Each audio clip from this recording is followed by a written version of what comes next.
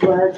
I pledge allegiance to the flag of the United States of America and to the republic for which it stands, one nation, under God, indivisible, with liberty and justice for all.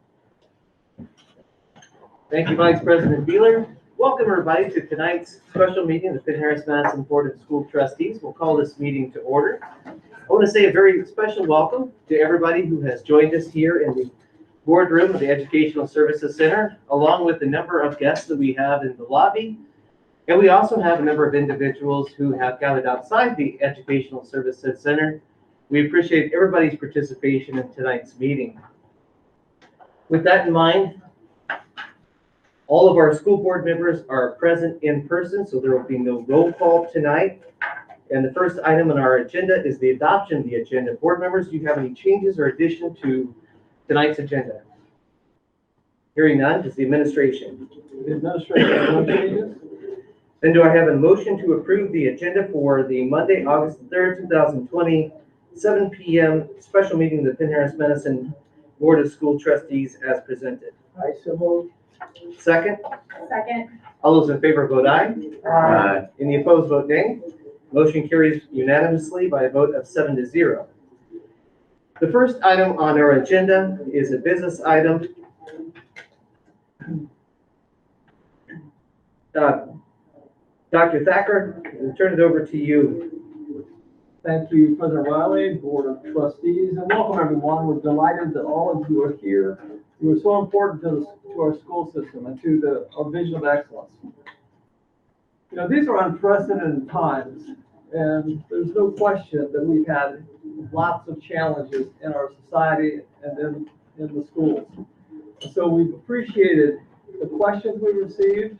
We appreciate the different perspectives and the feedback regarding the reopening of the Penn-Harris-Madison schools for this coming school year. You know, we learned from our return to school survey that approximately 72% of the respondents favor return to school in person. So 72% want to return in person. Approximately 28% elected to participate in virtual learning. So the percentage is 72% in person, 28% virtual. They were nearly the same for the elementary, middle, and high school levels. The feedback was very clear. The parents who selected in-person learning want their children in school. They value the educational experiences that are offered in Penn-Harris-Madison School Corporation, and they want their children here. They also expressed a number of concerns, personal and professional, related to challenges of child care, work obligations, social emotional experiences for the children in school, the concern about a loss of some of the great advantages that in-person learning offers. They want them to be involved in school learning. They're around great role models, these fabulous teachers. They want the children to do it. The parents recognized and appreciated the things that our teachers do. They recognized and appreciated the things that we're doing across the board at Penn-Harris-Madison. And so tonight we're going to share some information. We start talking about virtual learning. We have an absolutely phenomenal virtual learning program. We've invested so much time in training, professional development. And by the way, our teachers, 100% of our teachers are rated as effective or highly effective. Our school system ranks in the top 4% of the state of Indiana.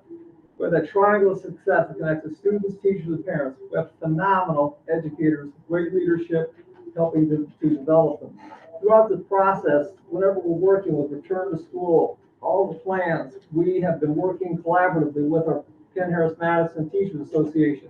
In fact, we met today. We've been meeting virtually and in person, but both from March 16th, probably is an average of more than one time per week since that close of school on the 13th. So it's a lot different, and you're going to hear some great things about virtual learning tonight. Then what you're going to hear is an amended recommendation. There's going to be an amended recommendation to the Board of School Trustees regarding the period of time that virtual learning for the start of the school year would be. So you're going to hear that. So I want you to pay close attention to the fabulous things that are going on with virtual learning. And I can assure you, the skills that our teachers have, the skills that our leaders have, and our trainers, we can provide virtual learning for an extended period of time. I'm confident that a student could enroll in Penn-Harris-Madison in a virtual learning program K through 12 and have great experiences. So now I'd like to turn this over to Dr. Heather Short, Assistant Superintendent for Learning. Thank you, Dr. Thacker, President Riley, and members of the board. Can you all hear me well enough? Yes. Yes. Thank you. So yes, it is my pleasure tonight to be here, and Mr. Gallagher, principal of Penn High School, will be joining me in a few moments. We are happy to outline for you what has been on the forefront of our minds since March, and that is the potential for virtual learning in Penn-Harris-Madison. So I'm going to go ahead and I'll explain to you a little bit about where we were and where we're going, and then also kind of describe for people the differences between what the virtual learning program would look like versus what we experienced through e-learning last spring. So again, I'm going to talk about where we were, we'll talk about what we learned during that process, and then where we're headed. So in March, when this all came upon us, we were very reactionary. No one predicted it, no one expected it, but like the remarkable healthcare workers worldwide, our teachers stepped up and they taught in a way that most had never expected and certainly never trained for. Extended e-learning at that point was a situation that was new to us. We, Penn-Harris-Madison, fortunately, were very well prepared for one day at a time e-learning or weather-determined e-learning because we were a one-to-one district, and that was extremely helpful. However, long-term e-learning was a colossal difference from what we had ever experienced before. Some of the authors in recent research have actually described it as crisis teaching because it was just a constant reaction to what was happening in the world. And there were continual modifications. So there was a constant shift in direction and expectation with the length of time or the direction. It made long-term planning incredibly difficult for all of our stakeholders, for our parents, for our teachers, and for our students. And yet when we surveyed parents last spring, over 83% reported that they really considered our work at that point a success. So what we've learned, many things. We surveyed our teachers, had hundreds of responses. They shared with us that they wanted more professional development in implementation of digital platforms and apps. They shared that they wanted a more distinct structure around the expectations. They shared that they wanted more guidance related to alternate grading methods and options. And then we did some research over time about what happens in really well done or best practices with virtual learning. And we found that there are certain instructional strategies that have a higher effect size or impact when it comes to student learning. We found that short content-focused instructional videos can be extremely powerful, but there is a break-off time, and we'll get to that later. And we found that a blend of synchronous and asynchronous learning yields the largest benefit. So again, that's the live instruction and also with some embedded tasks or perhaps videos that make sure that the access to content is equitable. So good teaching didn't change. Quality instruction didn't change. Yet the medium for instruction did change. So that's what we're going to focus on tonight. Where we're going. So for teachers, digital teacher kits, with a huge thank you to our technology department who was responsive very, very early on in this. We ordered a lot of hardware so that our teachers are going to be better prepared to teach virtually, whether they're from their classroom or if something happens and they had to do it from home. We also have been able to offer targeted professional development related specifically to virtual instruction and how we can provide that better. Additional reliable digital resources. So again, we looked at the things that worked really well for us last spring. We also were eliminating the ones that became problematic. And then structure, routine, consistency, and expectation. So we know that we need to provide a better structure around what virtual learning will look like in Penn-Harris-Madison. For students, Time during those first 3 days to talk a lot about expectations, about routine, about communication. And then demonstration of application of digital platforms and apps. So for example, we have 6th graders that are going to enter into our middle schools who have never been exposed to Canvas before, and that will be their learning management platform. So we will spend time to get them used to what that looks like, feels like, and so they will have a comfort level with that interface. And then for parents, consistent, reliable communication. Again, this is something that we'll be ready to roll out so that parents have reliability factor. Q&As for parents on how to utilize and access different student platforms, and then avenues for additional clarification as needed, so that we all know that our teachers are very responsive to parents, but I think we need to communicate a little bit more clearly up front how to access them. So, creation of digital learning playbooks. So this has been a conversation in the educational world for several months, like there is no playbook for this. No one can look and find the resource that tells us exactly what to do. Our principals are all back on contract and have been working since last week. Every principal is creating a digital learning playbook so that when their teachers come back formally, we will be able to walk them through different components of what that structure can look like. So we'll focus on these areas: communication, relationships, instructional planning, learning targets, and feedback. So all of our plans have all of those headers as major components of what the principals are creating. Templates and schedules. So there's something out there called Zoom exhaustion, and I think most adults may have experienced this once or twice since March. That is, just simply the amount of energy that it takes for you to be completely involved and engaged in a Zoom for an extended period of time. That's important for our teachers to know. It's important for our students. And so we have to take that into consideration as we're planning. Real-time school from home is not workable. While we can do things and we can adjust, we can create schedules, it is not a reasonable expectation to have a student log on at 8 a.m. and be live all day long from home until 3 p.m. So we will be working with ways to make that sustainable. Again, the blend of synchronous and asynchronous instruction is something that we will be working towards. Consistency and predictability of schedules so that things are student and family friendly. We heard from several parents in our survey about the fact that there was a challenge when you had multiple children at home that you were trying to support. So we're going to work through that. And then planning ahead to avoid conflicting schedules and live sessions. So especially for our parents who have very small children, kindergarten, first grade children, if they have multiple, it was very difficult for them to help both children simultaneously. So we're working to avoid too many schedules overlapping.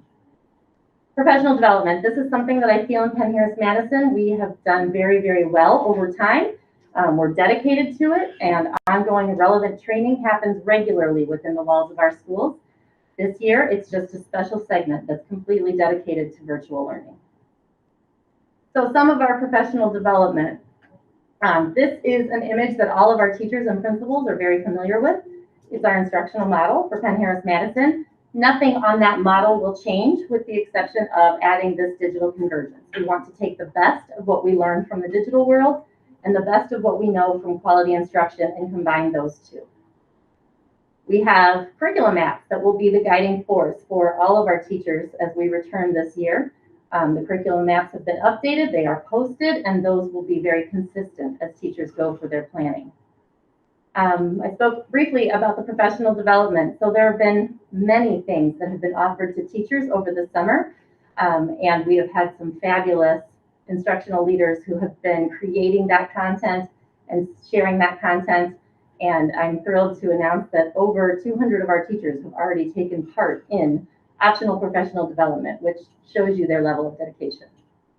This slide just very quickly shows you, these are the apps. When I talked about the apps that we tried to get people to give us feedback on, these were the ones that were the most utilized and requested by our teachers.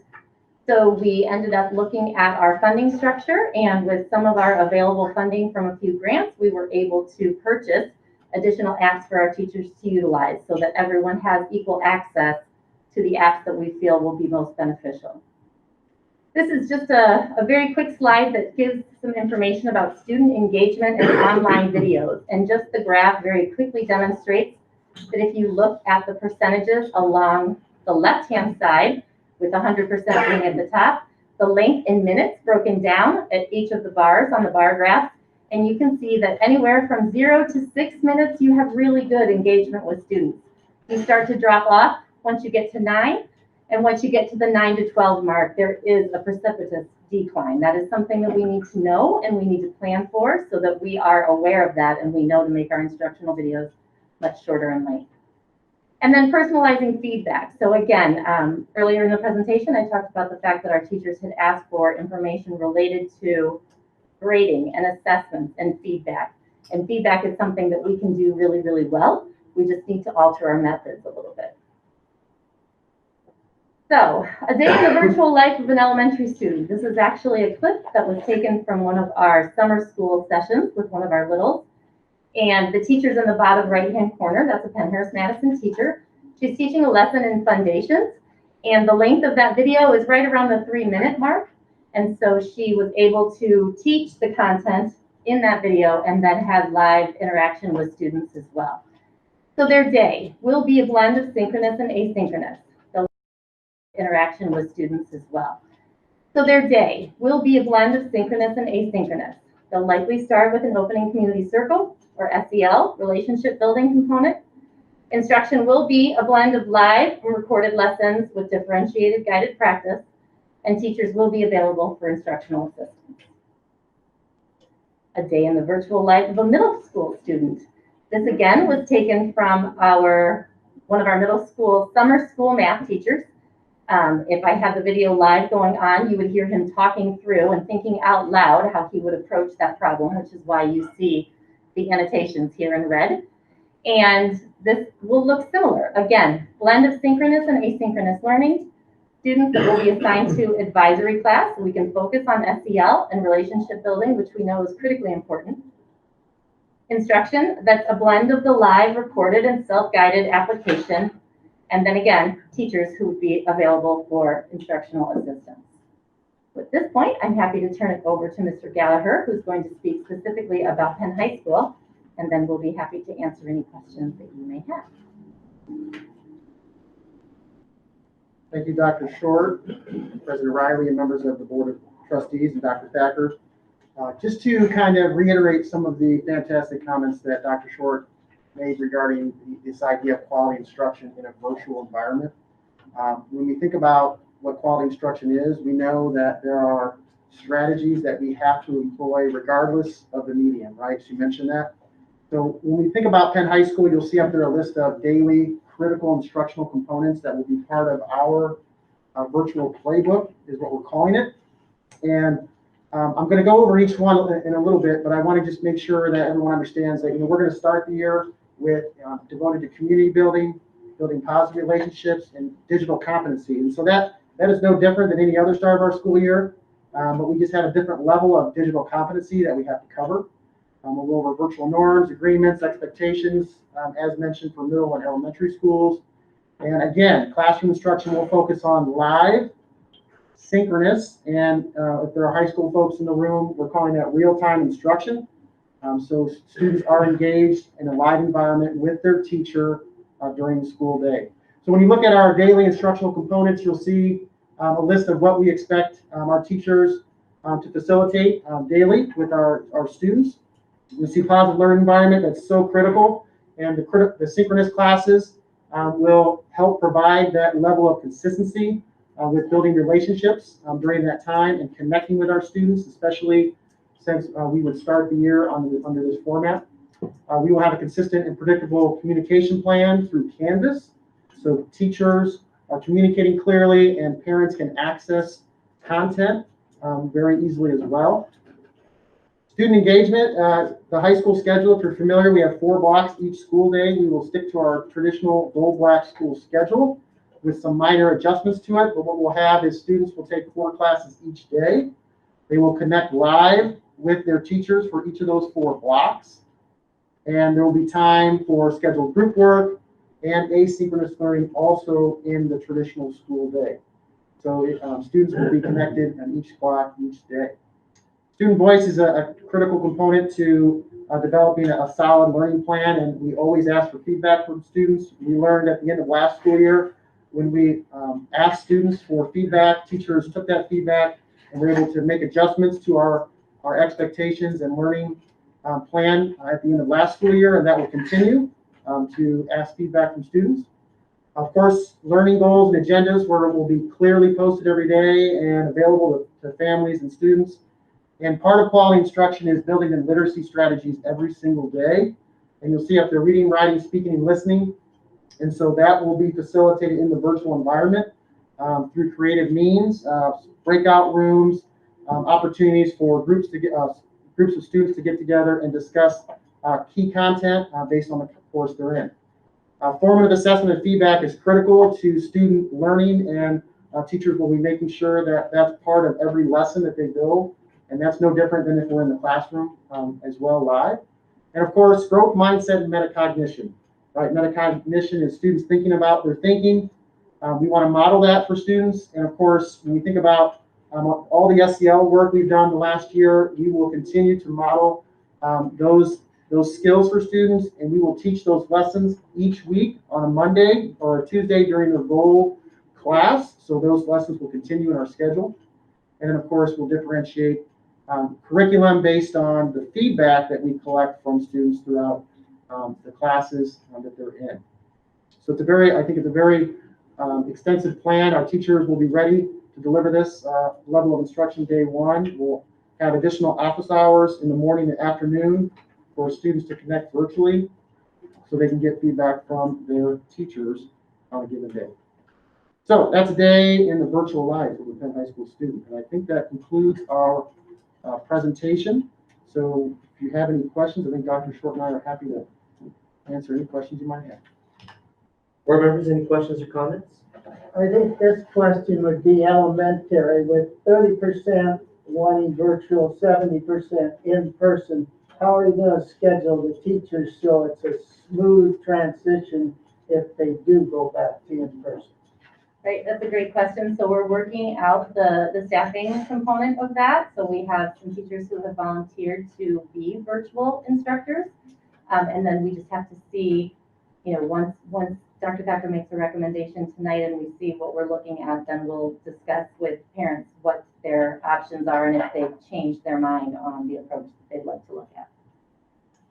How is the high school going? So a high school virtual learner, if they decide to stick with virtual learning for a longer period of time, depending on when we would come back, students would still be connected to the classes that they start the school year off with, right? So we have consistency in the relationships and access to curriculum. So teachers would be facilitating live synchronous instruction in combination with some asynchronous instruction and connecting students virtually. We have great technology in the classrooms to be able to do that. So we will keep teachers in their assigned classes so they have continuity in their schedule. Thank you. Other questions or comments? I guess I have one on the elementary, especially since there's a lot of daycare situations with elementary or students, maybe parents both work, and the only time that an elementary student would be able to access the information from the classes would be like in the evening. Is that going to be accounted for as well? It will, yes. Thank you for asking that. So while they won't have necessarily the live interface with teachers on a daily basis, the recorded lessons would be accessible to them, and the teacher would still be available and responsive to parent questions. Sure. Good. I just want to thank you again, having had the opportunity to see a 5-year-old do the virtual or the e-learning second half of the year last year, and then participate in the summer school program where you were rolling out these new practices. It was night and day different experience for my daughter and for me as a parent. And I know you've worked really hard on this, and I just want to thank you so much for the time. And I mean, we're all on Plan B, and I just want to thank you for giving us a great Plan B. And one thing I want to share is during the morning circle time that a kindergartner often has, my daughter was sitting with her classmates, and one of the students lost a tooth. And it was like, I felt like I was really in a kindergarten classroom. Everyone was like, oh, she lost a tooth. And they talked about it at the end of the day later. And to feel like I was in my kitchen, but I really felt like I was on a carpet square in a kindergarten classroom, and she also got pulled out. So it is Plan B, but it's a marvelous and kind of amazing Plan B. So I just want to thank you for that and for already practicing that this summer when just so that we would be ready in case we were in this situation. So thank you so much. I wanna echo the thanks that Angie brought forward. Thank you so much. I feel like you've addressed a lot of the issues that were brought forward to us, as well as administration. Big challenges ahead, of course, but a lot of these are at least part of the focus and trying to figure it out together. One question I did have was, can you dive in just a little bit more to, we all know what synchronous learning is gonna look like, because that's the same. That's when we're sort of on the same page, in the same chat room, same video structure. But can you tell me a little bit more what like an asynchronous example would be at each level? Sure. Yeah, asynchronous, if you can imagine yourself taking a course and the teacher has either created a video introducing the lesson for the day, so it might be a 1 or 2 minute intro to the class, and then there will be access to short videos that are addressing the content for that specific day. And then there may be built-in kind of discussion blogs where students are interacting, and they can do that at different times throughout the day. But they'll have opportunities to kind of go through that content on their own, kind of self-paced at that time. And then the teacher will be able to respond to feedback based on what they're asking them to submit. So if they're asking them to, through an exit ticket, answer these three questions in Canvas, then the teacher can give them feedback on that, either that day, depending on when this asynchronous learning is happening, or the next block at the high school level.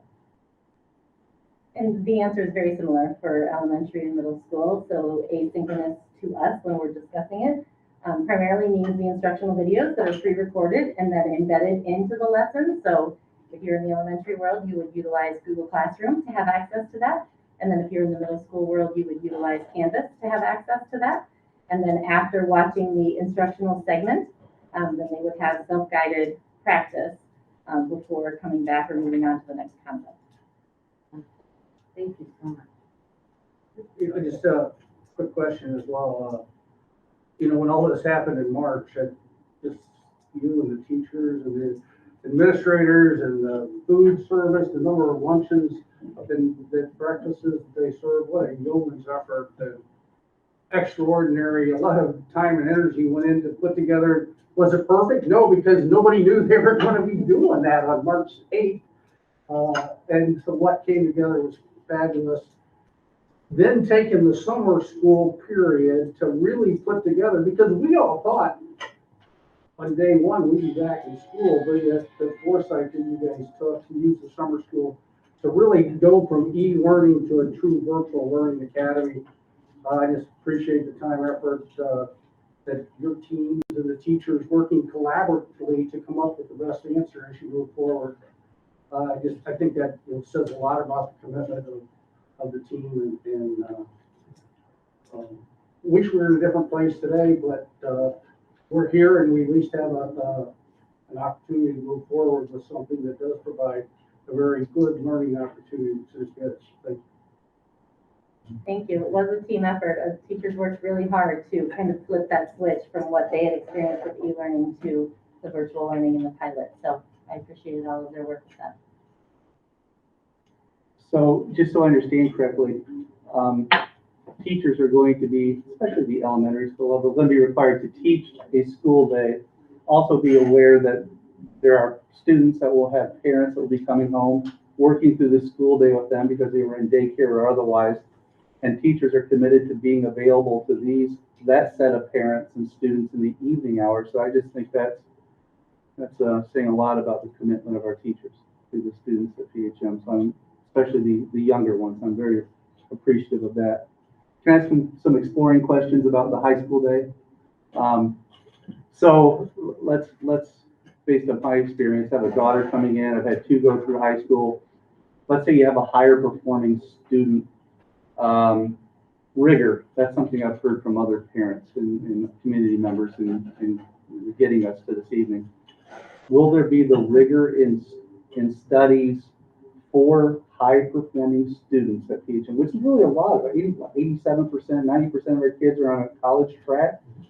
will there be the rigor in education? Because some of the feedback I got is it maybe wasn't there in March, and that's not surprising. So talk to me about that in our AP classes and those types of things. Sure, I'd be happy to speak to that. So as I think someone mentioned, the virtual learning environment is night and day when you compare it to how we ended the school year and how we plan to start the school year. So you can imagine, I mean, students are going to have access to the same curriculum. The teachers will be modeling a live instruction for them and offering them all the same resources they would be in person. The nice thing about the College Board is they've offered lots of different virtual resources to AP teachers now in response to this pandemic. So teachers will have that much more resources to add to their instructional lesson plan that they can provide students. So, all of our courses, when we differentiate them based on the level, they're differentiated based on, student ability, and that level of rigor will continue. And we wouldn't expect anything different. The teachers are still planning based on their curriculum maps to cover the same content that they would cover if we were in person. They're just going to be creative in how it's going to be just delivered differently, a different mode of instructional delivery. Okay. Another comment, concern, I guess, thought is, in particular, the high school level. A large part of being in high school, and I think preparation for college or career, is structure. You start school at a certain time, you're in school the whole day, you finish school at that time. The takeaway from the last school year's ending was that there probably wasn't enough work to keep some high school kids busy the whole time. And talk to me about the school day. Is this an 8 to 3 type thing where if a parent leaves a child at home, or if I have my incoming freshman, if she's going to e-learn, will there be work for her to do and something for her to do between 8 and 3? The answer is yes. So our school day starts at 8:25.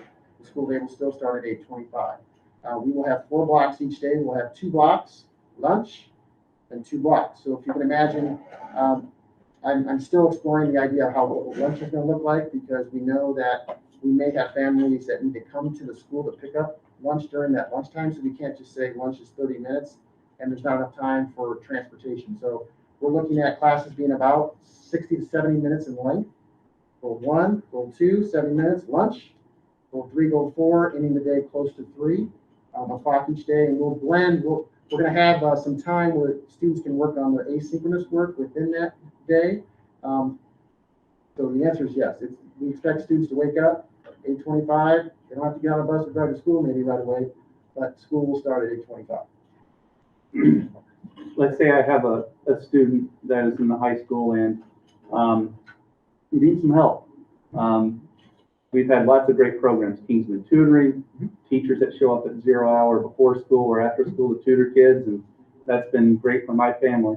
How do we get students that need help to help? I just want to get into the weeds a little bit on that. If you have a student that needs help in a class or a subject, or counseling, if they have a life issue and they need to talk to a counselor at school because they're doing valuable work, how are we going to respond to those needs of those students? So to address your first question, when you think about academic support, we will have, if you think within the structure of 1 block, there's obviously lots of support there.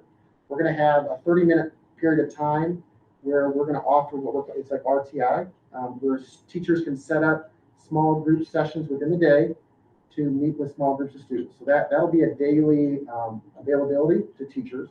And then near the end of the day, we're going to have an hour of time. And I know I'm talking out loud here, but I can show you a visual later where teachers will be available kind of through office hours, but they're going to be set up kind of in a virtual format where kids can check in if they have questions. So that would be like an opportunity to ask questions. So we kind of have 2 things going on there. We have a 30-minute chunk of time where teachers can be very specific to do small group work, and then we have another time where students can reach out if they have questions. Counselors will be available in the same format. I think they're going to be more accessible now through the virtual format, and so they will be, as we think about their needs, their questions, the counselors will be communicating with them and giving them kind of the tools on how to reach them. And then if they need to set up virtual Google Meet conversations with them, they will do that. And they have been doing that at the end of last school year. They were checking in with students and offering the support that they need based on the student need. So that will continue to be available to students. Students who have a study hall will still be able to connect with their counselor during that time. So that will be available to students as well. So we don't see that, I see that being still accessible to all students. Last year, were incoming freshman students assigned a freshman mentor? Yeah. Will that be something that freshmen incoming this year will be assigned a mentor? Yeah, that's a great question. So today we actually had mentor training, our executive board did training today in anticipation for a virtual start to the school year. So they will all be assigned a virtual group of students that when they work with the freshman study hall class, we call it the freshman connections class, they will be assigned a virtual group that they will connect with. And it might be 10 to 15 students, and they will go through the similar curriculum during their freshman connections class. And then our two fabulous counselors will kind of still be facilitating that on those days, and they'll be popping in, if you can imagine, kind of breakout rooms like in Zoom, like they're going to be popping into these discussions that our freshman mentors are having with students. So that program will continue, it just look a little different. So these programs that are in place to help students that are coming into the high school or students maybe struggling in the high school are there. Mhm. They're being implemented as we work through this virtual learning environment, so that when we return to school, as soon as we can get these students into school, those programs have already hit the ground running. They'll have contact with these people. So I'm just very pleased to hear that. Our goal is continuity, so we can be ready for that transition. That's all I have, Mr. Reynolds. Those were wonderful questions, and thank you for being so thoughtful and already having some answers to those questions. I guess that sort of brings us right to some more challenges of children with special needs. We talked, Jamie asked a little bit about, social services. I know we're going to need a lot of flexibility from everybody on everybody's part for some of the extra challenges some of our students face. Can you talk a little bit about that? I guess to coin this word, get into the weeds a little bit about that. Is there any idea how we will handle some of those challenges? Sure, I'm happy to answer that. So we are looking, still utilizing guidance from the Indiana Department of Education if you're talking specifically about a student who has an IEP. Ms. Jenna Todd is working through all of that and will be working with the resource teachers. At this point, we believe that a new ACR, an annual case review, would need to happen because it's a change of location or a change of placement. So we would be reviewing those goals with people and parents so that it would be a group of people again around the table looking at IEP goals and perhaps modifying those as necessary in order to be able to assist the student the best way possible. Last year, they did, they already had some virtual and on-screen with OT and PT, so those services were being delivered. So that is definitely something that is under review right now, and we're working with people so that we can figure out what the next steps look like related to that. One thing that is great, we are able to rely on the fact that our teachers are outstanding relationship builders. And I think especially as we go into this scenario, that is completely reassuring because I know that if and when there are scenarios or situations that we need to individualize for, I think we'll be able to do that. So, that would be once a teacher has their class or, their schedule, we would hopefully have the availability so that parents or students could reach out individually and say, here's something that I think I might need. And I know that our teachers would be able to provide help in that way. Well said. Thank you very much. Follow-up question to that, a significant portion of our students are under free and reduced lunch. And not being in school, we exposed some issues there as well. We did a fabulous job last spring coming up with that, and maybe this is too early to ask, but I would assume that we're going to look at some kind of program for breakfast or lunch as we did last spring. Yes, I believe that we are evaluating that right now. Good. Looking for guidance. Yes, the second question I have is, some schools have already went back in session and have, already, at least a couple have already had cases, and they've had to do the contact tracing and quarantine individuals who have been, subject to the COVID case. When we get back, which is what we all want to do, the likelihood of a person having COVID-19 impact, and that, I guess the fact that we have already done a handful of days on the virtual learning, won't that be easier to incorporate if that event occurs to them into, I'm assuming they would have to go to a virtual learning environment if they've been subject to a COVID-19 case. Will that help or hinder the fact that we've already started? We at least have some basis for the virtual learning ahead of time. I think it will help. I mean, truly, we will have a base level of experience and knowledge with both students and teachers at that point. So if and when we're able to return in person and someone comes down with the virus, then I think they could go and transition back into a virtual environment. And again, have access to the materials, instructional materials in the same way. So I think it will help us tremendously. Thank you. I am deeply concerned about childcare. Obviously, many of our parents are themselves both workers in a family. We have many families with one parent who works. I encourage the school corporation to be a very strong community partner, because as we transition to virtual learning, kids who otherwise would be in school are going to be at home, and I strongly encourage the corporation to look to be a good community partner and look for creative ways that we can help families who are struggling because of the absence of childcare. Other school districts have been very creative in partnering with organizations who can provide childcare. I encourage the corporation to do the same. I thought this report was great. Will this be placed on the corporation website so that parents can have it at fingertips if they want to look at it? Absolutely, yes. Can we make somebody at the school corporation available to, with a link or information with this report, to have a number and a person or two that can be responsive to parents if they have follow-up questions about this? We will do that. Thank you. Going to virtual learning back in March was a yeoman's undertaking. It was an all-hands-on-deck experience.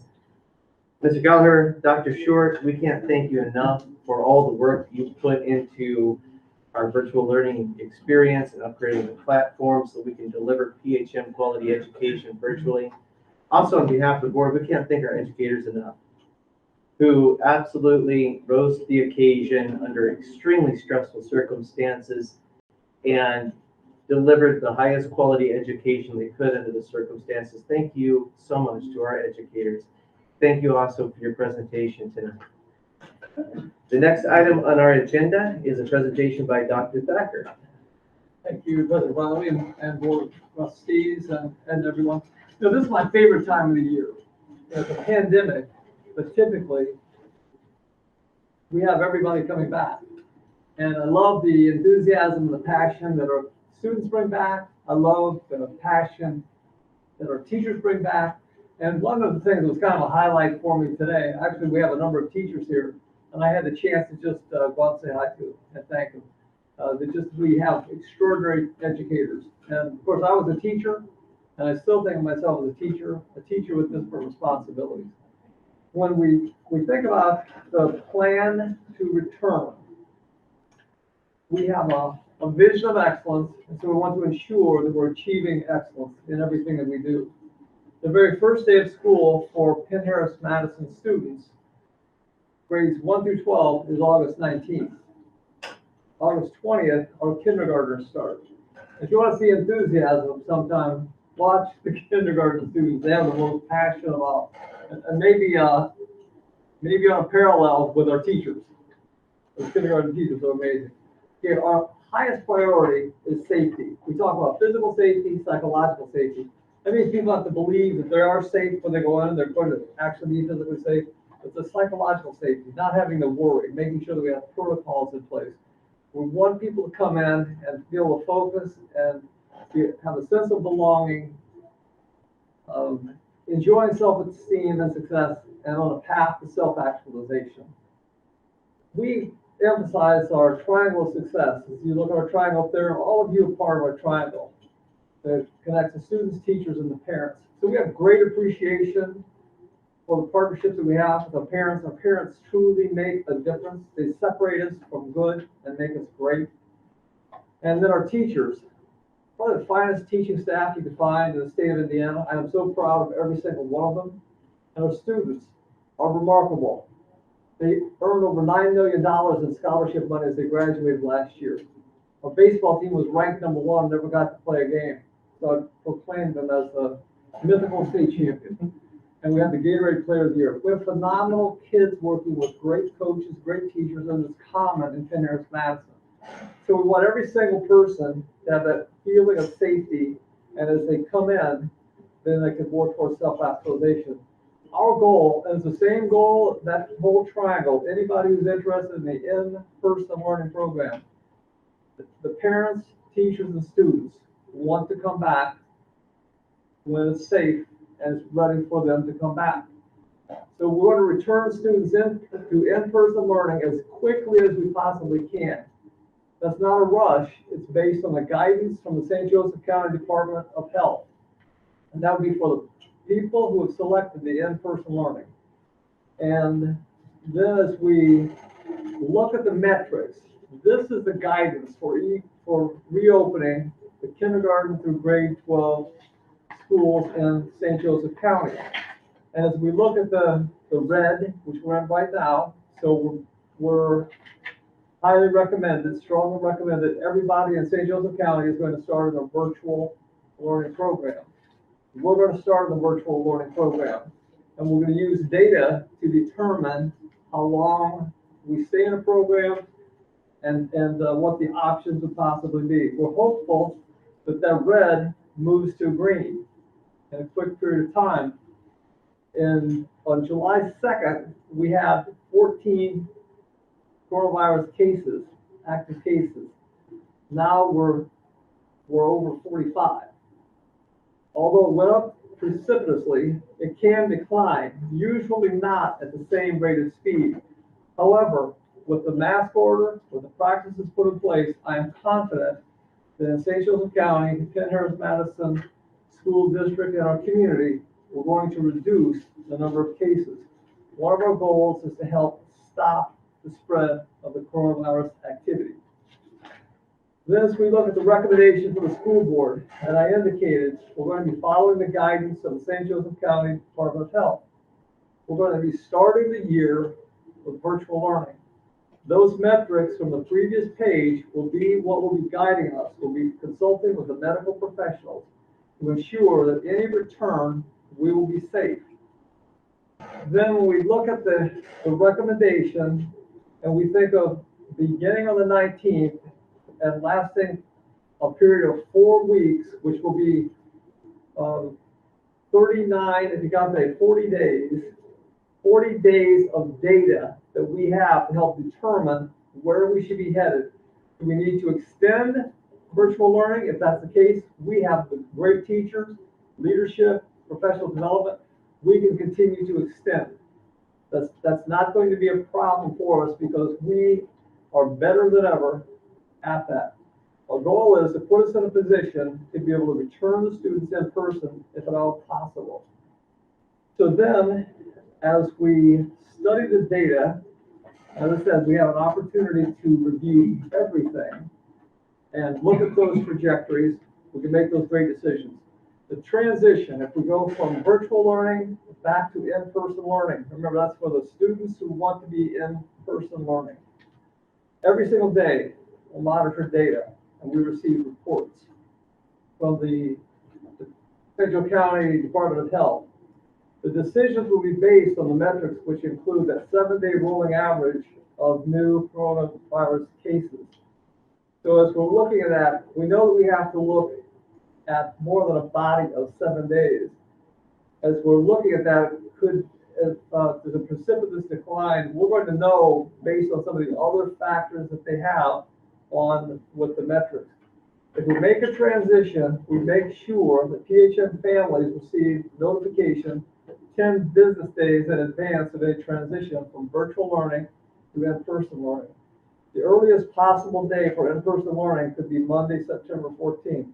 That gives us 4 weeks. We have 40 days from counting today, 40 days of data that we can collect. But I want to emphasize, when we put these in place, this is a benchmark that we're hopeful that our community is safe by then. If it is not safe, we are not going to leave virtual learning.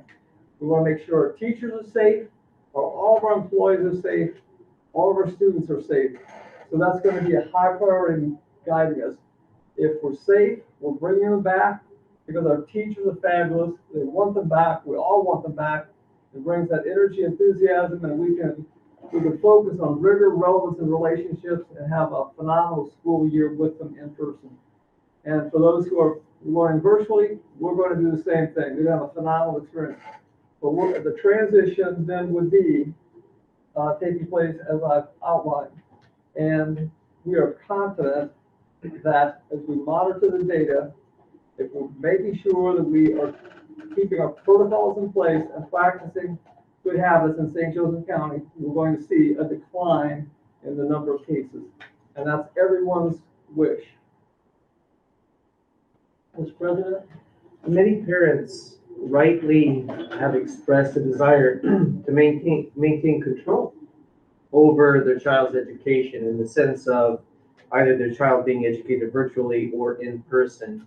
Talk about how this plan helps them stay in control of the choice of whether in person or virtual is the best way to educate their child. Because we have 3 different categories, we have the red zone, the yellow zone, the green zone. It's conceivable that we could move from the red zone, not having any in-person learning taking place with our students, to moving into a category in which we could have students come back to school with a approximately 50% capacity of the school being used. This could be some type of a hybrid program, but then we have in-person opportunities as well as virtual learning in a combination. So those kinds of combinations have a chance then to help us transition even further if we go into a total in-person learning program. It's actually unlikely that we would just automatically have a decline from a red to a green. So as we look at it, and we have, like I said, extraordinary teachers. They're fantastic in person, they're fantastic virtually.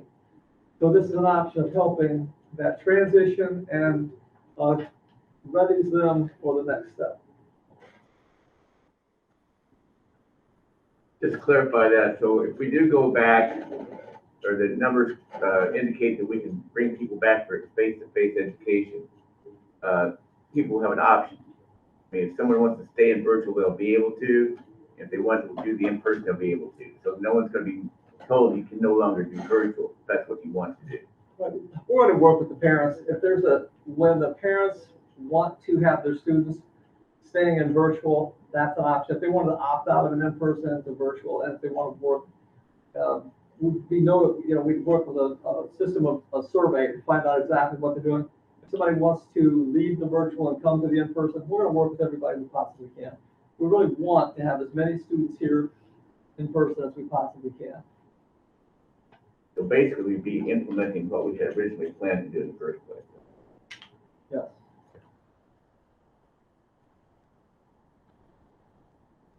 Board members, any other questions or comments? Mr. Riley, have we had individuals sign up to speak on this agenda item? We do. We have a number of individuals sign up to speak on this agenda We do. item. I'd like the right to reserve my questions till after I've heard from members of our community, sir. Absolutely. I also suggest, can we take a 5-minute recess? We've been going about an hour and maybe work with the administrative staff to get people lined up and get them orderly in fashion so we can accomplish this as quick as possible and be sensitive to people's times. And We can take a 5-minute break. We do have people already lined up online to speak. But we can take a 5-minute break. Let's stand and recess for 5 minutes. Thank you. We will reconvene at 8:01.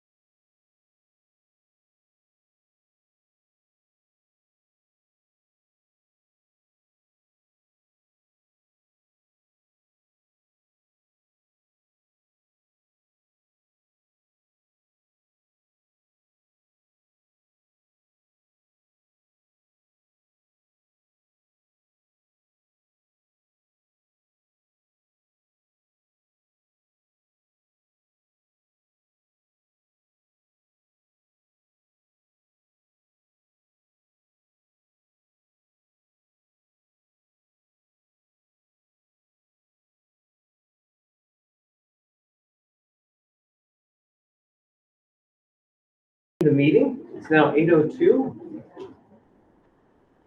I want to take a moment and address the people who are assembled here in the boardroom, as well as the people who have joined us in the lobby, and the people who are outside the Educational Services Center, and also to all the people who are joining us via the live feed that has been provided by PHM and several media outlets.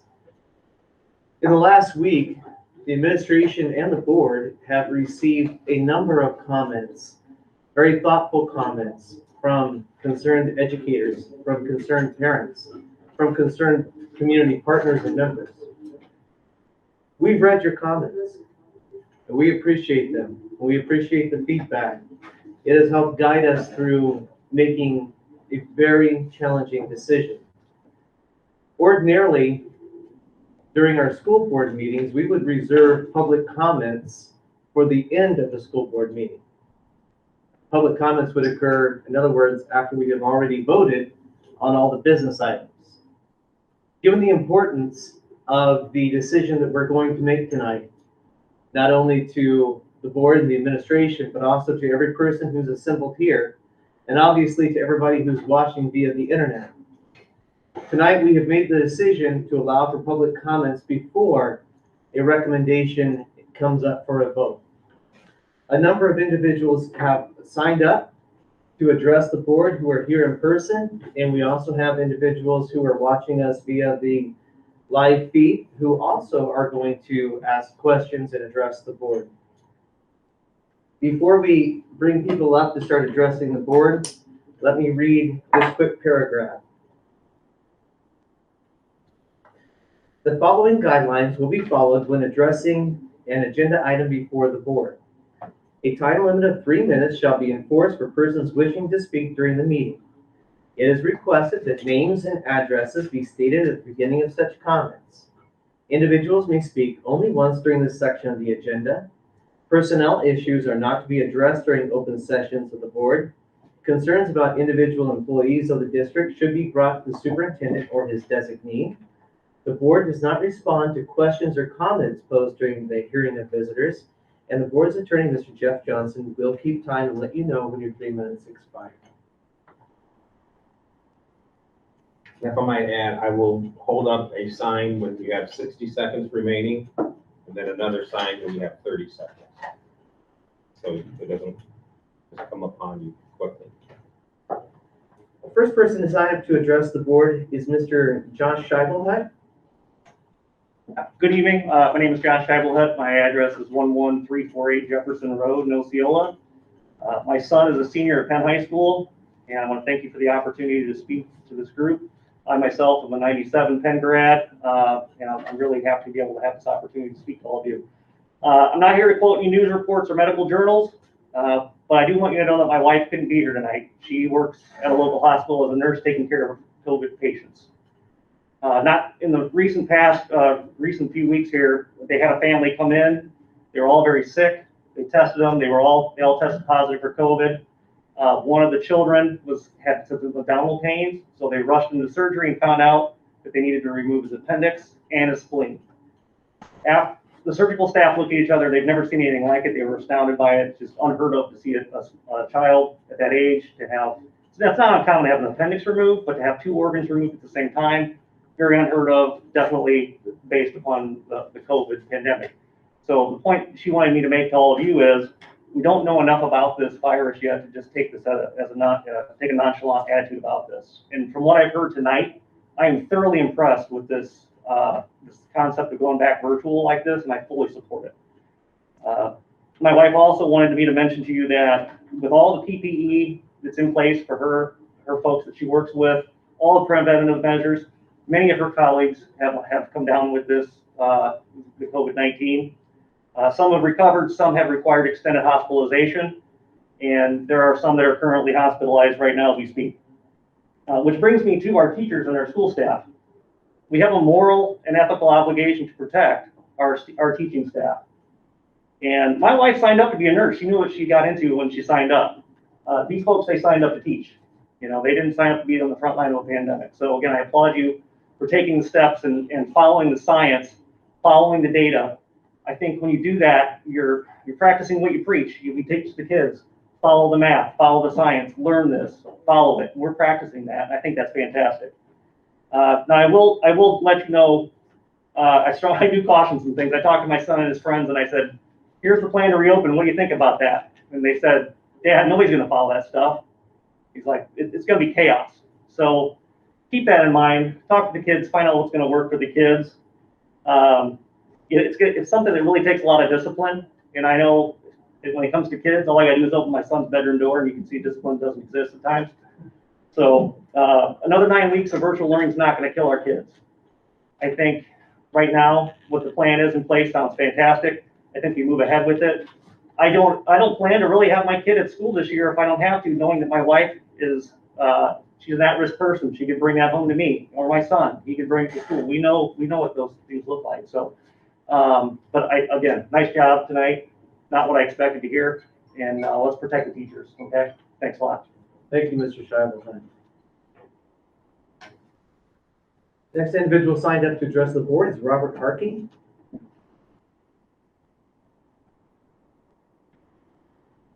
Good evening, ladies and gentlemen, administrators, board members. Yes, my name is Bob Harkey. My wife and I reside at 17500 Battles Road, South Bend, Penn Township for the last 53 years. I'm a retired teacher of 47 years, 40 years in South Bend High School, 14 years in IUSB. I have two daughters that went through the Penn-Harris-Madison system. But most important, I'm a grandfather. My youngest grandson will be attending Grissom in the 8th grade this coming year. I'm really very impressed with what I've heard this evening because I'm very much against opening the schools person-to-person learning at this time. I know the classroom, although it's changed much from when I was there. We know the problems of getting adults to follow a few simple concepts, and this is obviously passed on to the students, and it's going to be a monumental task to keep the students and the teachers safe, and the administrators. Kids will be kids, we know that. They will forget their mask, they'll forget distance learning, we'll have to supply masks to, oh, I forgot my mask today, do you have one that I can wear? Again, a monumental task when teachers are trying to teach, which of course is the primary purpose of the schools. Once in the classroom environment, the student will bring home to their houses and to their grandparents the COVID if it's in, excuse me, if it's in schools. My grandson lives 3 doors from us, and he's obviously at our house quite often. We help him with his homework, and he teaches me algebra. And I don't want to lose that. So I strongly encourage you to at least start out with virtual learning, keep as long as necessary. If we find COVID exists, we need to stay in that particular realm and not going person to person until it's absolutely necessary. Again, thank you for the opportunity to speak. Mr. Harkey, thank you. Kelly Watts.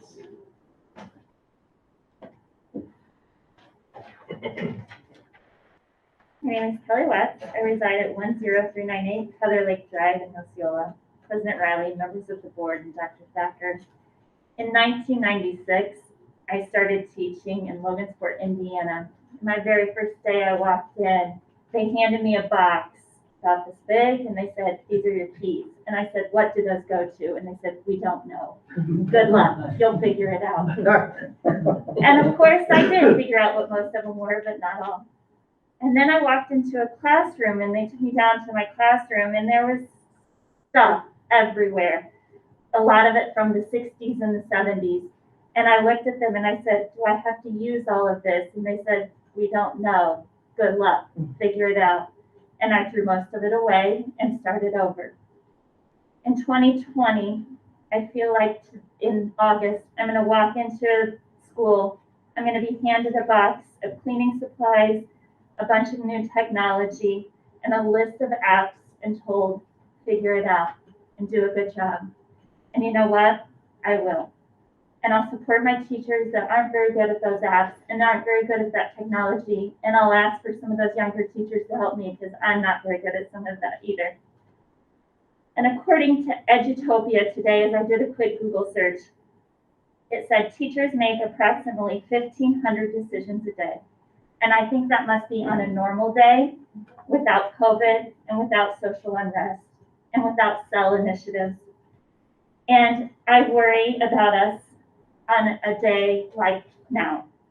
Those decisions are going to be double and we're going to be exhausted. We are going to be mentally exhausted and there are going to be days where we are physically exhausted. But you know what? We're going to do the best we can and we will figure it out. I beg you and I plead you, please support your teachers. Please listen to us. Please listen to our needs. Please support us when we have our COVID fatigue and when we are stressed, because it's August 3rd and we're stressed and we're worried. But you know what? We're going to figure it out and we're going to make it work. And we thank you. Thank you, Mrs. Jones. Jenny McCarthy? I have to take off my mask, you can't hear me, but nobody's around me, so we're okay. I'm Jenny McCarthy, and I live at 54858 Columbia Bay Drive in Osceola, Indiana. And I wanted to come and talk to you, Dr. Thacker, President Riley, members of the board. I'm coming to talk to you tonight as a teacher, but also as a parent. My son this year is a senior. Of course, I would love for him, and he would love to go back to school. He's begging to go back to school. Never did I think that would ever happen. And I, as a kindergarten teacher, want these kids to come back to school. We need to get these kids back to school. That's things I keep saying. But I'm also compromised because I have a blood disorder. We all know it's best for these kids to be back in school, but we also know it's best for them for their social emotional learning to be in person with us. We know it's the best for all learning. Then I remember that there's this virus that's creeping around with many long-lasting effects. I decided I have to look at this differently as a parent, and I have to prepare my child to look at learning a little differently now. As a teacher, I need to consider teaching very differently. You have asked teachers to be parents, counselors, caretakers, and now you're asking teachers to prepare like we are working in the medical field. We can do that, but we just need to know how to plan. Since March 13th, we've all just jumped in and done it. We must have a 3-phase plan defining how we're going to learn and teach. And we, as parents, need to respect the plan as the data drives our decision. Doing something for 4 weeks and then allowing major changes only allows and encourages disruptions in learning and instructions. Parents need to know that e-learning and virtual learning are 2 different things and how they're defined. Virtual learning would be those that are choosing to stay that way over the entire semester. E-learning would be those that plan to come back when we get to that stage. Teachers need to have the time to do this. We need to make sure that we have support of our administrators and our staff. And we need to make this a new adventure for students and for parents as well as teachers. We can do it. We always have. We'll step up. We'll do whatever you need us to do. And I have been known to have an unofficial graduation with Dr. Thacker's help and Mr. Gallagher's help. So I could do that again, and we can't be for hire, but that's a whole other story. So whatever decision is made, we need to stick to those decisions, and we will make it a learning adventure. Thank you. Thank you, Mrs. McCarthy. Anita Weaver.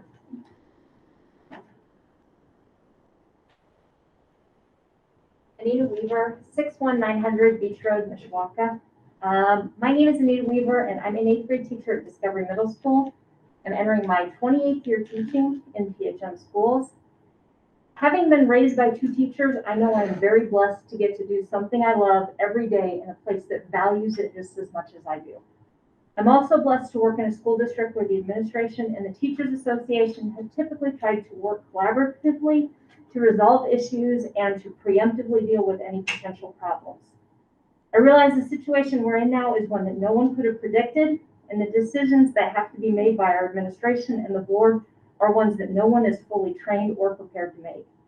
Even the county health department's documents indicate that the recommendations are based on the best information available, not on scientific testing and analysis, because there hasn't been any of that, because there hasn't been time.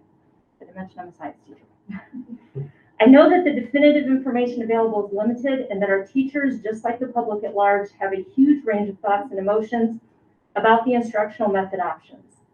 Some, like me, were desperately hoping that our situation would allow us to return safely to the classroom with our students on October 19th. Others did not see how that would be possible for a variety of reasons. I'm asking tonight what our PHMTA board has been asking for since March. Whatever you decide to do, please keep teacher and student safety as the primary consideration. Whatever you decide the correct path is for us going into this year, we will do our best to make it work. We just need to know what that path is and to be assured of our health and safety and that of our students. As I begin planning for the school year, I've been trying to wrap my mind around how to best use the technology tools that I've been exploring this summer and to get to know my students and then deliver quality instruction virtually. I understand that with the health department recommendations, we will most likely move between virtual, in-person, and hybrid this year as the COVID numbers dictate. As I struggle to put these two ideas together, planning to start virtually and the need to be flexible, I'm concerned about our students' need for structure and consistency. I truly believe that the longer we stick with one type of instruction, the better it will be for our students. I wish personally that it could be in person and without masks and other limitations, but that just isn't in the cards right now. If we're starting the year virtually, we need to teach students how to be good virtual learners, since it will look very little like what we did in the spring.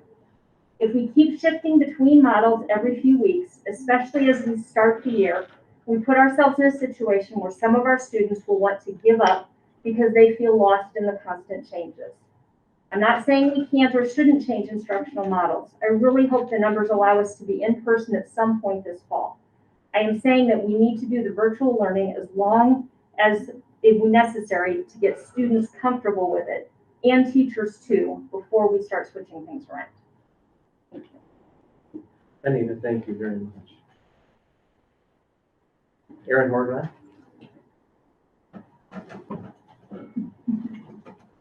Erin Horvath, 10222 Mulberry Lane, Granger. Erin Horvath, I teach 5th grade at Mary Frank, and I just finished my 25th year there, so I've been there quite a while. I want to start off by saying that I miss my students. I want to make that very, very clear.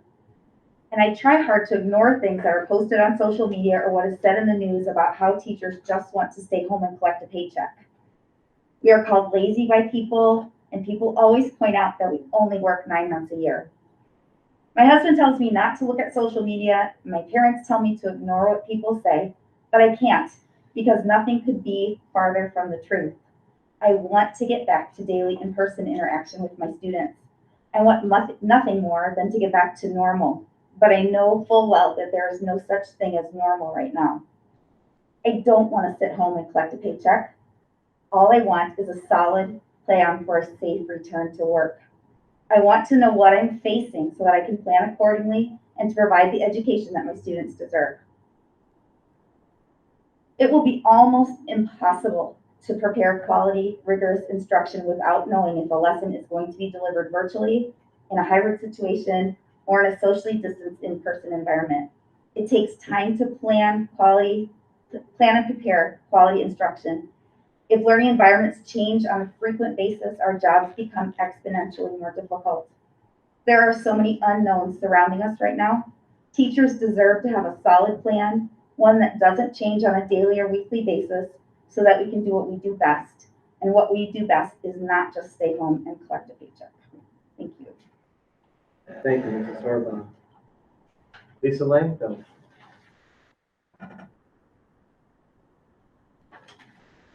Hi. Lisa Langfeld, 10424 Douglas Road.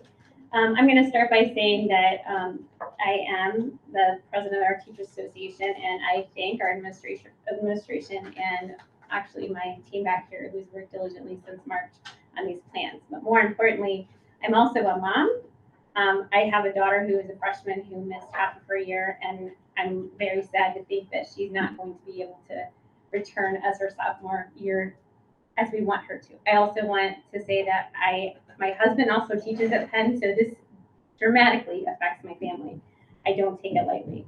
I'm going to start by saying, like, have you ever been in a car, if you've had a new driver, where they're hitting the brake and gas, and and they're going down the road like that, I think that's kind of how our teachers feel a little bit. Like, we're going and then we're stopping. We're going and we're stopping. We've read the comments on social media and in the petition stating that the union doesn't want to return and our teachers would rather be home than in their classrooms. I'm here to tell you those statements are farther from the truth. We know our teachers have various feelings about each return possibility, and we have tried to keep our focus on health, safety, and clear plans that are clearly communicated. Since March, the goal of the Penn-Harris-Madison Teachers Association has been a safe return for students and for staff. Our focus has been around three main requests. We want a safe, cohesive, detailed, consistent return plan that is communicated and shared with all teachers. We want a safe and secure working environment for our teachers and students, and we want this information shared with our teachers. Whatever the final plan is decided by the board of administration, we will make work, but only if we have adequate time to plan, the resources needed by all the information and needed in order to be successful. We know that the decision in person, hybrid, or virtual is based on data and the St. Joe County Health Department recommendations. We encourage a three-phase plan, kind of like the red, yellow, green, that's driven by data so that parents and community and teachers understand when the changes need to be changed, when things need to be changed. Parents understand, teachers understand when we're moving and shifting. We need our children back in their seats and back in school. But right now, knowing that the data shows 100% virtual is safest, we need time to do that well. We need a plan that tells teachers where to go next and how to handle what's coming at them with more than 9 days in advance. As I close, I want you to know we have a lot of teachers that have a lot to say. We recommended a bigger space so that your public did not have to stand outside. And isn't it awesome they're outside? There are teachers that did not feel safe knowing that it might be difficult to socially distance. They sent their sentiments and may be viewing this live stream as the administration recommended. The triangle of success has been our mantra for a very, very long time. Please remember that without the teachers, this triangle cannot exist. Thank you, Mrs. Langford. Holly Austin? Holly Austin. I live at 52153 Carriage Hills Drive, South Bend. And I teach science at Penn High School.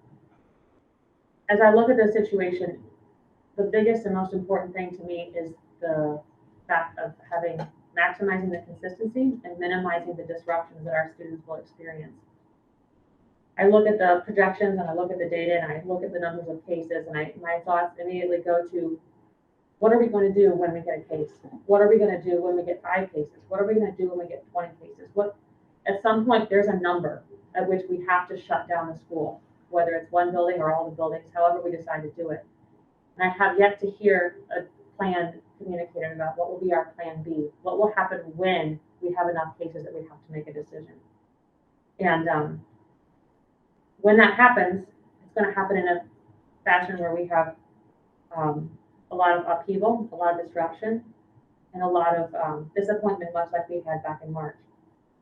And I'm really glad to hear us moving in a direction of starting the year off virtually, because I think it gives us a really good opportunity to plan and not have those kinds of disappointments happen again. I'm so anxious to teach kids in my classroom and to take kids on field trips and to do group work with kids and to do labs with kids. But none of those things are safe right now. And I don't want to try to have kids in a situation where we cannot do those things. The last time I said, see you Monday, I didn't get to see those kids ever again.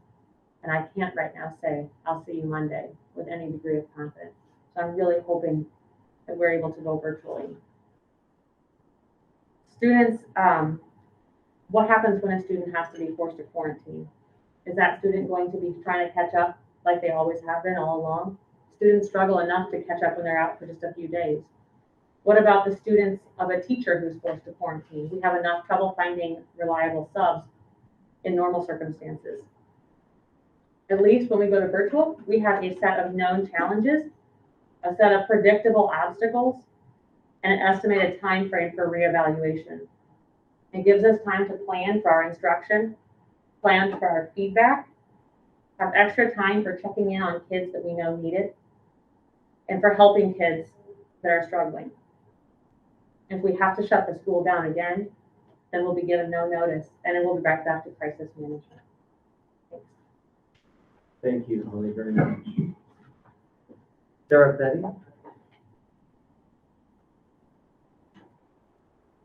evening. Dr. Thacker, President Riley, members of the board, thank you for having us. I'm Sarah Petty, 51233 Gulfview Court Ranger. I'm a licensed teacher and mother of 4 PHM kids, 1 elementary, 1 middle school, and 2 in Penn. The plan that you gave us tonight sounds like a wonderful plan. I'm glad you put some time into it. However, this summer we were given the choice. On July 21st, you sent us a detailed plan of which each school had very detailed plan with our choices if you wanted to come to school or if you had other issues and grandkids, and all of that is very respectful, and healthcare workers, you can choose to stay home.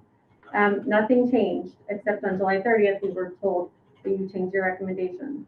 All I can see is that a political recommendation from the health department is what has changed. South Bend schools are trying, and I'm here to plead with you to let us try.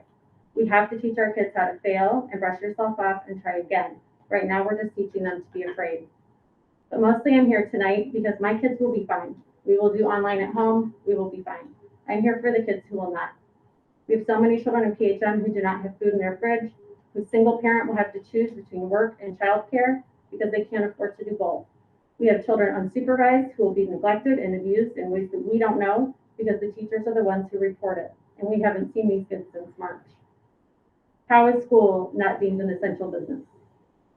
I'm here to advocate for the siblings who are going to be put in charge of their younger siblings' education, and the countless kids who already have crippling anxiety and their only socialization is going to school.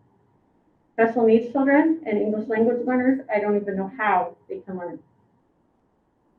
Our high school children need to be our biggest concern. Their social interaction is necessary to find out who they are as they pull away from their parents, not to mention the numbers of teen suicide are out of control. Teens are turning to drugs and alcohol at an astounding rate, and teen pregnancies that will result due to the lack of supervision and idle time will be astronomical. I understand these are unprecedented times. I do not envy the position that you are in. I would like to remind you of the mission statement of PHM to provide an educational environment for students to reach their highest academic achievement. You are failing our children by not giving them an environment to learn. I remind you that as the fantastic SEL program that you started and I was proud to be a part of on the Superintendent's Advisory Council is based on social learning. Where will they get their socialization if they cannot come to school? This whole thing sounds to me like it is based on fear. The death rate of children for COVID is 0.1%. More kids die in cars, riding bikes, and drowning than by COVID. So maybe we don't ride in cars anymore or swim or ride bikes. The children are your customers, and we need to put them first. Thank you, Mrs. Petty, very much. Bobby Glassburn?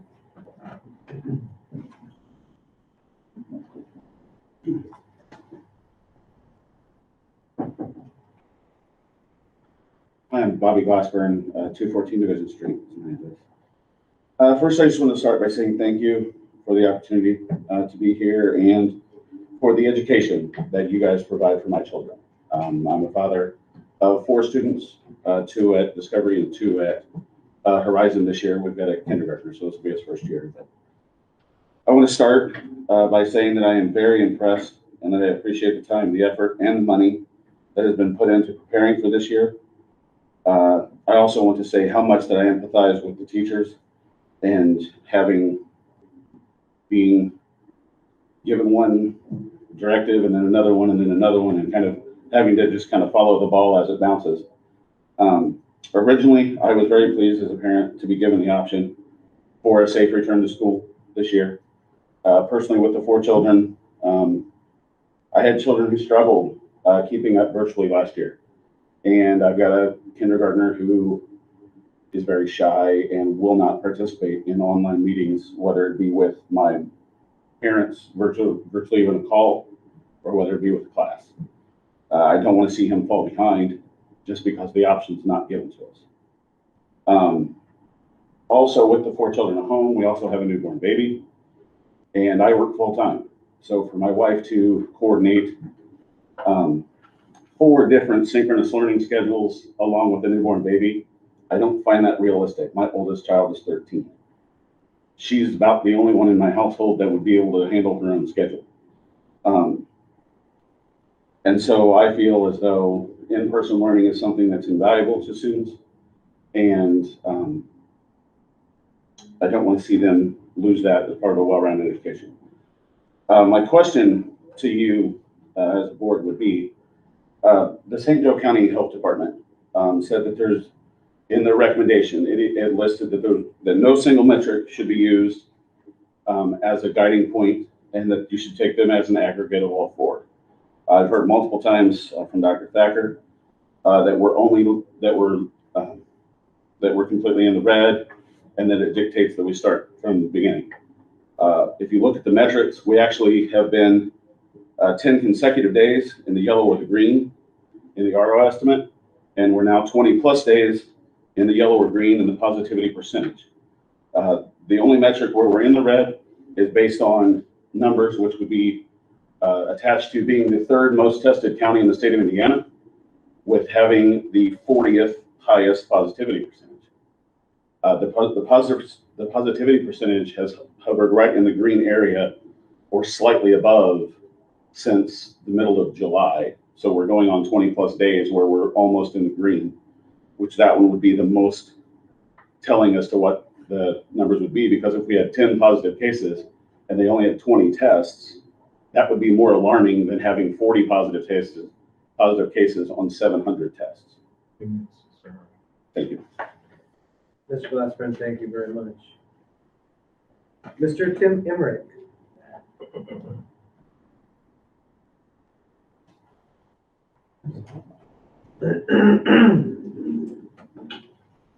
Maybe. Tim Emmerich, 51273 Coveside Drive in Granger. First, I want to commend every educator here. I was counting up, my wife and I have 13 years of education between us, 13 years of college, and we can't do what you do. We can't. I'm not qualified to teach my kindergartner, even with this amount of education. So you're to be commended for everything you do every single day. It's much appreciated. The only comment I really have today is that we need to focus on what is driving our return. And that is the numbers that have been put forth by the county. And I was thinking of the best way to express my concern about this on the drive over today. And I thought, what was in the paper yesterday? Front page of the paper says that Corby's is opening. And that's great. That's great for Corby's. It's a good business for them. It's good for our students who are returning for Notre Dame.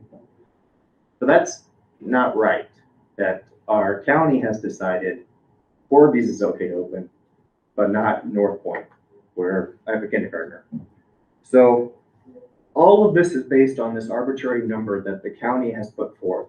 So I encourage you to think this through a minute and decide what's important in our community. In my opinion, it's our students and not Corby's. You all have to take the facts that are in front of you and evaluate where we go from here. So that's the point I want to make today. Thank you. Thank you, Mr. Emmerich, very much. Thank you. Liz Slayball.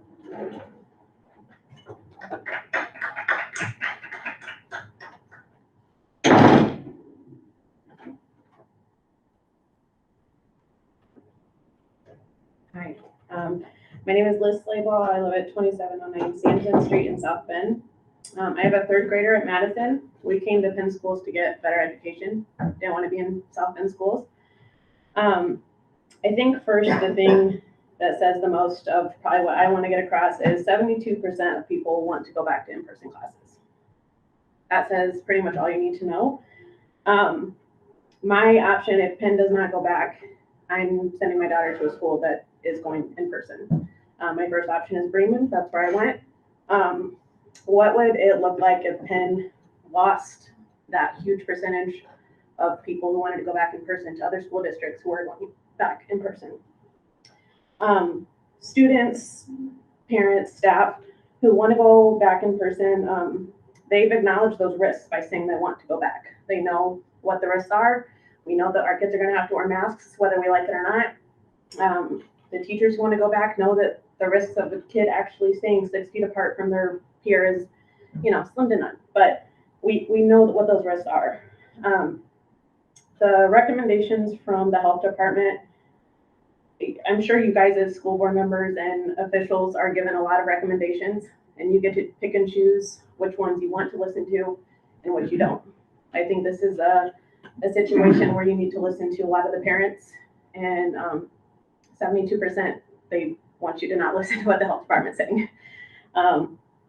A lot of people on social media, you know, there's lots of horrible comments for people who want to go back, for people who don't want to go back.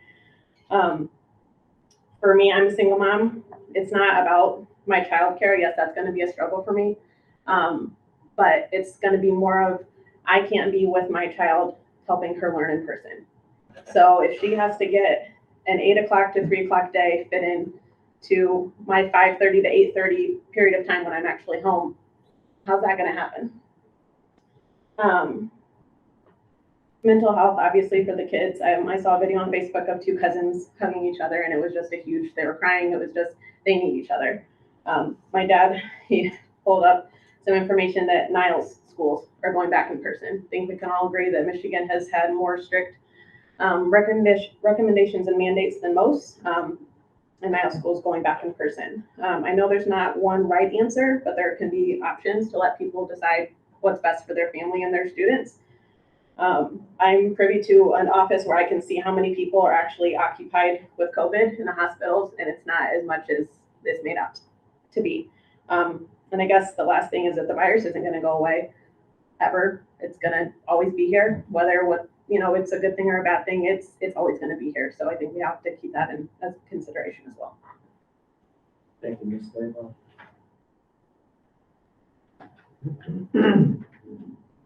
Wendy Carrier.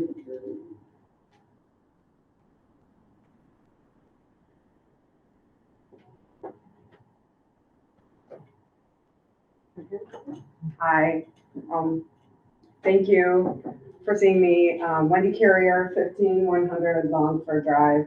I have 4 Penn students.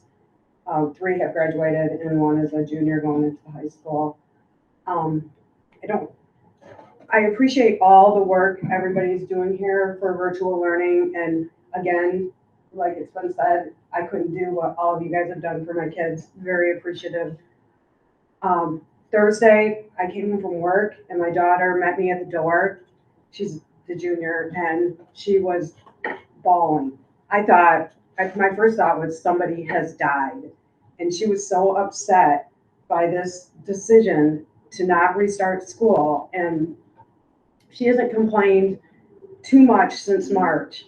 You know, she's kind of a trooper with it all, but she has really been banking on this. And you would think I would have taken away, Disney from her or something amazing, but this kid really just wants to go back to school. She takes hard classes. Her sitting at home last year was not effective for her. I mean, she struggled. I had to come home. We had to really try to piece it together, and it sounds like it's going to be better. It sounds like it's going to be more organized, and I appreciate all that. But our kids need each other. They need the structure. They get into these upper level classes, and there's a lot of intricacies there. They get missed, and I'm just here to say, like former speakers have said, this virus isn't going anywhere. I think we had our choices. 72% of people want to go back. I'm amongst them. My kid's going to be okay, but if she represents 100 other kids out there that are nearly as upset and might not get the support to get through this, it's worrisome. So thank you for your time. Thank you for your time. Thank you, Mrs. Carrier. Appreciate you being here. Amber Dykema.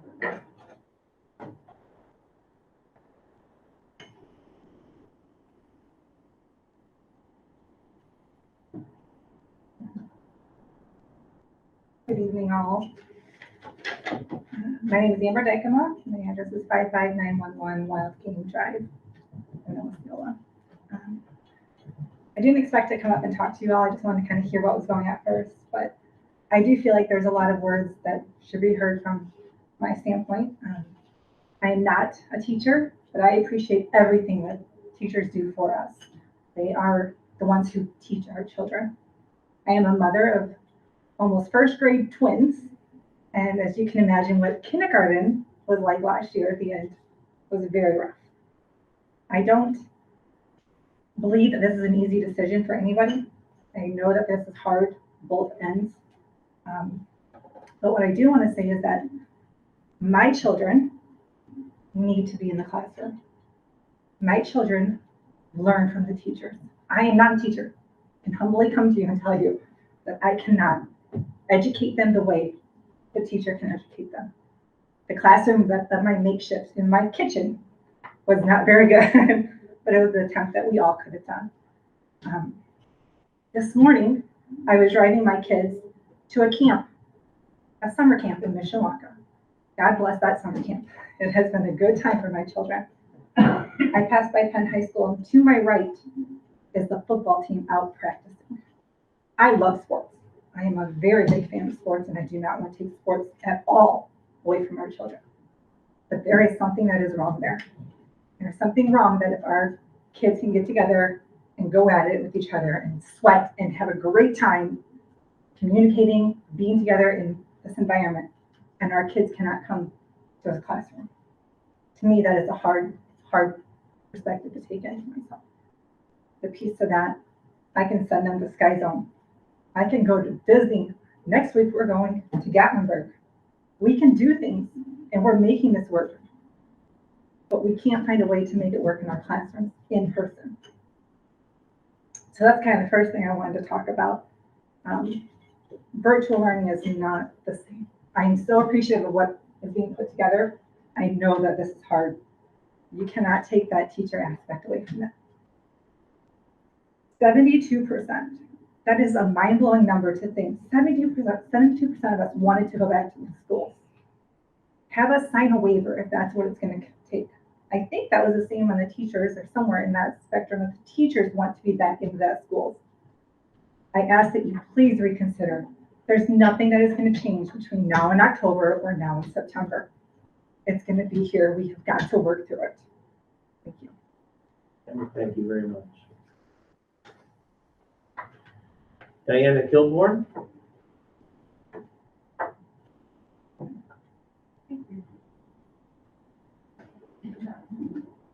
Good evening.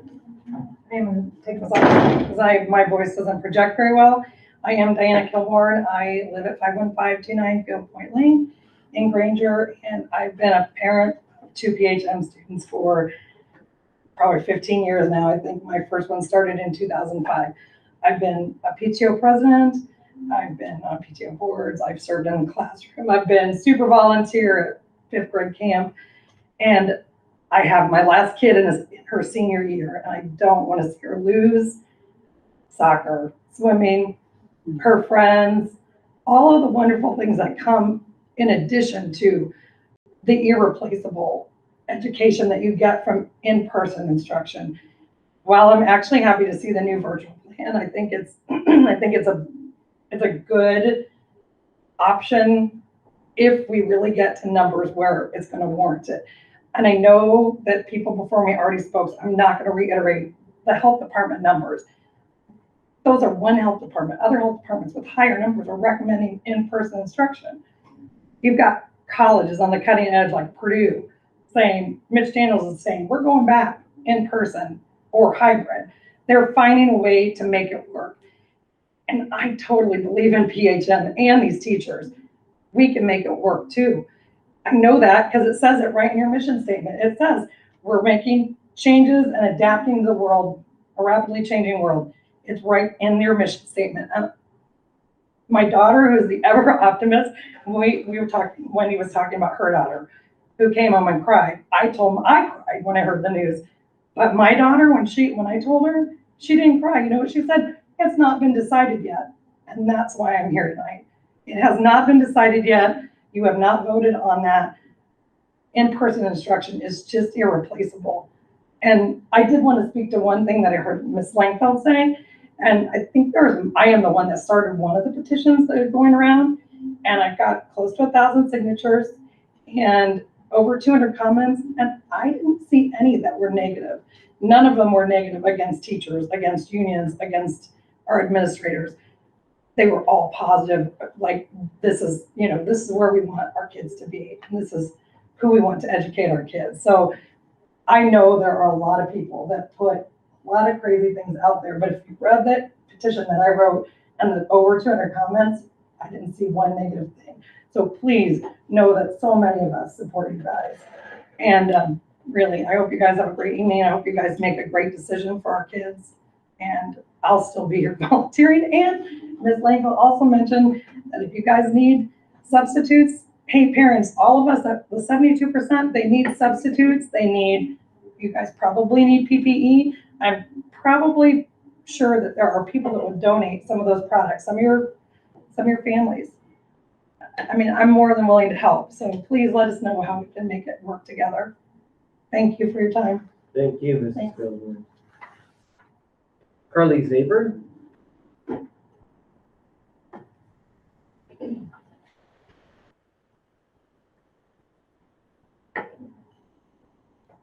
I am Carly Zaber, 50601 Bear Claw Court in Granger.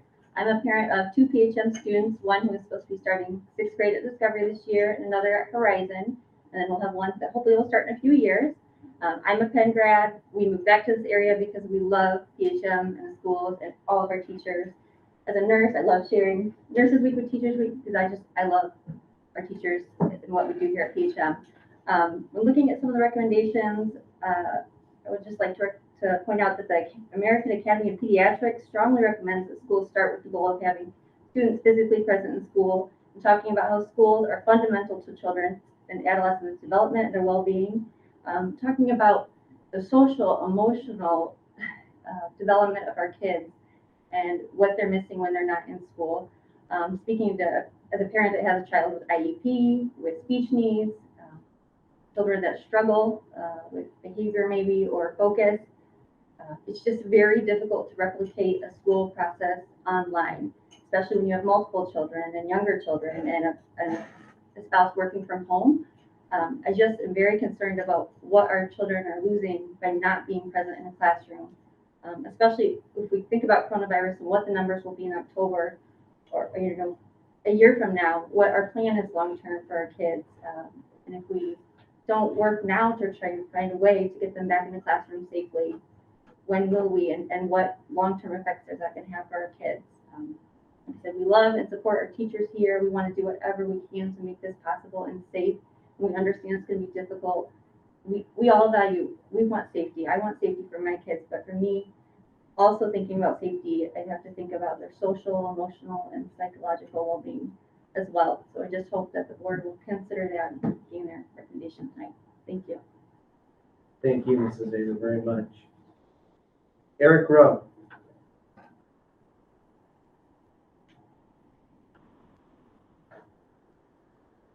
I'm Eric Rowe, 12078 Folsom Circle. I have 2 kids at Discovery Middle School. I have a lot of background as an educator myself in public high school and at the college and graduate school levels. My wife is a nurse. We moved to Granger mainly to get our kids into the Penn-Harris-Madison school district from South Bend. It was said at the beginning of the meeting that we're in an unprecedented time. In a way, that's true. The pandemic itself is not unprecedented. As pandemics go, there have been other pandemics from time to time that are of equal severity to the current one. What is unprecedented has been the response to it. The initial basis for this entire social distancing response was the expectation, based on models that have now been proven inaccurate, that this virus was much worse than it actually is. And this social distancing was enacted in order to flatten the curve, to slow down the spread of it out of fear that hospitals would be overwhelmed.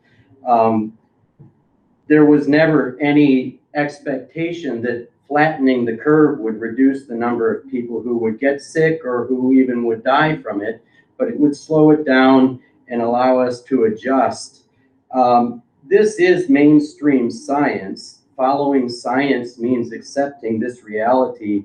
This response is not based on any attempt to stop the virus. It does not mean that fewer people will get it or die. It just means it will happen in a more prolonged way. The mission and vision of the Penn-Harris-Madison School Board, written in its bylaws, entirely revolves around educating students. Your obligation as the school board is to vote according to that mission. What provides the best education for the students. If you face a situation where a teacher's association or a county health department makes recommendations contrary to that mission, your bylaws obligate you to go with the mission and vote as according to what's best for the education of the students. What we saw in the presentation earlier, I think acknowledged that as good as virtual learning is, it is a plan B. We saw a lot about the limitations of it. It is not the ideal. It is not what is best for the education of the students. Even those who have spoken in favor of keeping the school's classroom learning closed have often acknowledged that they realize that that is not what is best for the education of the students. So I urge you to vote according to the mission of your bylaws and to vote to open classroom learning immediately without prolonging virtual learning. Thank you. Thank you, Mr. Rowe. We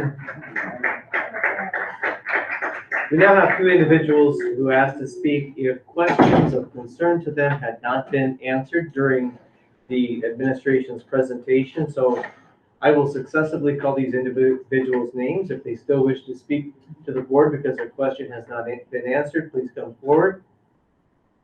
Heidi Hinkie.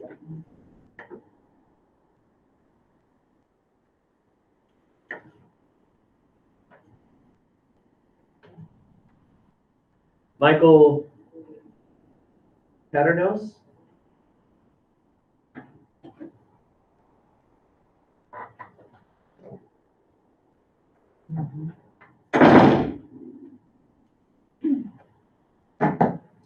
Good evening. Thank you, President Riley, Dr. Thacker, and the board. My name is Mike Paternos. I live at 11713 Park County Circle in Granger, Indiana. I have two boys that have graduated from Penn High School, and I have twins that are on the way for their freshman year. But I'm wondering why. Why won't they be able to walk their class schedules and pick out the rooms and see just how big and monstrous the school is, just like their brothers did? Why won't they get to meet their teachers in person for their first day? I feel it's because of a number. It was said tonight that there are 45 cases now in St. Joe County, but does anybody know that the population of St. Joe County is 271,826 people? That's 0.002% of the population that is keeping us down. If we're holding off now for that tiny, tiny percentage, when will it be safe? Will it ever be safe? I'm here to tell you that it is safe. It must be safe. Today, here, look around. We're here, we're in person, we're all wearing masks, and there's not one person in this room that is adhering to the 6-foot social distancing mantra that's out there. Are we risking our lives being here tonight? I think not. Otherwise, we wouldn't be here. We're here because we have concerns. We're here to hear everybody out, but we're also sitting very close together. But we have masks, so we must be safe. I believe that we're positioning ourselves or our school district to be slaves of the St. Joseph County Health Department and their 0.02% of the population. Think about that for a minute. That's not a 0.5%. That's not even half a percent. It's 0.02%. I feel that we shouldn't be painting broad brush across the whole PHM system. Each level, high school, middle school, elementary school, should be reviewed individually and considered on its own situation and the age of the students. Obviously, the safety is of utmost concern. There are all sorts of PPE solutions to make teachers safe, the students safe, in the classrooms, down the halls, and in the cafeterias. I ask you to take a page from Notre Dame right in our backyard. They're prepping their entire campus for the return of students from all 50 states and countries all over the world. Yet we can't have our kids go back to school on time when they live right down the street. Our high schoolers are mature enough that they hold summer jobs and even jobs during the school year. And you know what? They're all right now wearing masks. If high schoolers are mature enough to wear masks to their jobs, they're mature enough to wear masks to school. If masks are good enough for us adults crammed in this room and out in the hallway waiting there, then they're good enough for our high school students to attend school and being in class in person. According to Dr. Fauci, masks work. So what are we doing here?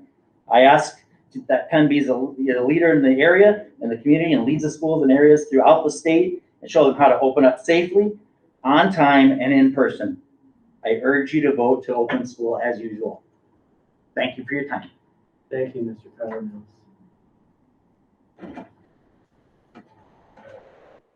Again, I want to extend a thank you to the individuals who are watching our special board meeting tonight via either our live feed or by one of the feeds that has been provided by a local news station. We do have 2 individuals who are watching and participating in this meeting virtually who have asked to address the board. So at this point, we will bring them into the meeting. The first one is Amber Pulford.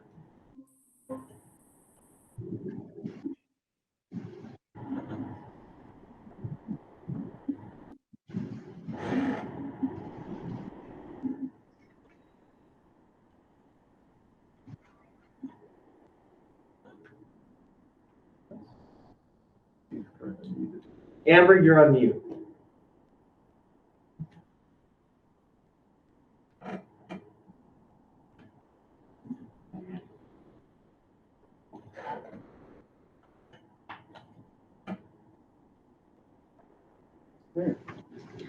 Good evening, everyone. Amber Pulford, 1313 Kyle Avenue. First off, I'm a Penn grad, 2003. Loved going through PHM, so thank you, everyone. I also want to thank PHM and the board for the care you put into this plan and wish to make a statement. I'm not going to say what everyone else just said. A lot of this is politics, but You guys can't hear me? Yes, we can hear you fine. Okay. I thank PHM and the board for the care you put into this plan and wish to make a statement. To echo President Riley, I ask that PHM implore creative childcare.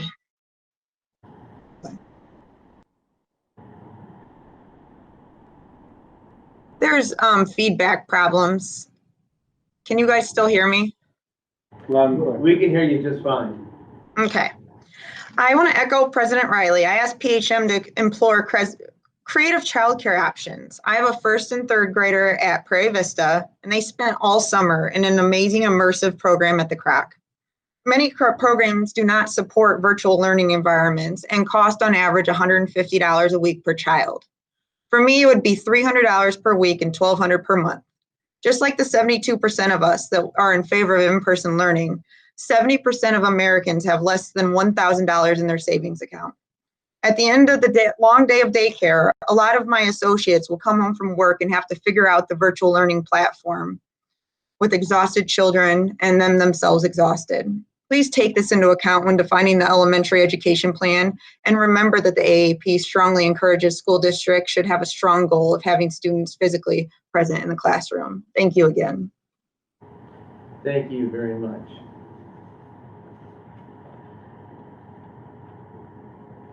The next person we have joining us is Anthony Nicolai.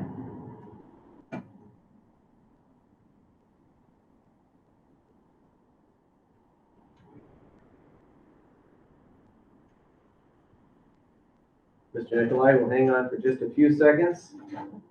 See if you're still there.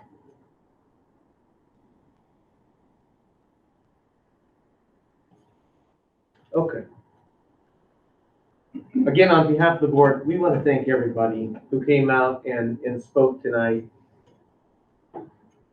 The positions from both sides of the aisle that have been presented to the board have been presented in a way that's very helpful, it's very thoughtful, and we appreciate the input of everybody who has participated either online or here in the ESC and coming forward and addressing us. Before we consider the recommendation that the administration has proposed, Mr. Woods, is there something that you would like to say to the board? Questions you would like to ask? No, I meant of the administration. Just I wanted to yield the board's time so we can ask questions after we heard from our constituents. Okay, very well. Board members, do you have any other questions or comments for the administration? I have a question for maybe Lisa for the teachers union. we've been kind of waiting for a more official statement, and that would be really helpful because we're trying to, we want to serve families, but like we're super concerned about serving our teachers well too. And that looks really that's such a different point of view than because you don't have a choice necessarily if we go one way or the other. So you don't have a choice if we do virtual, you're all at home, or in a classroom setting teaching. You don't have a choice if we do hybrid.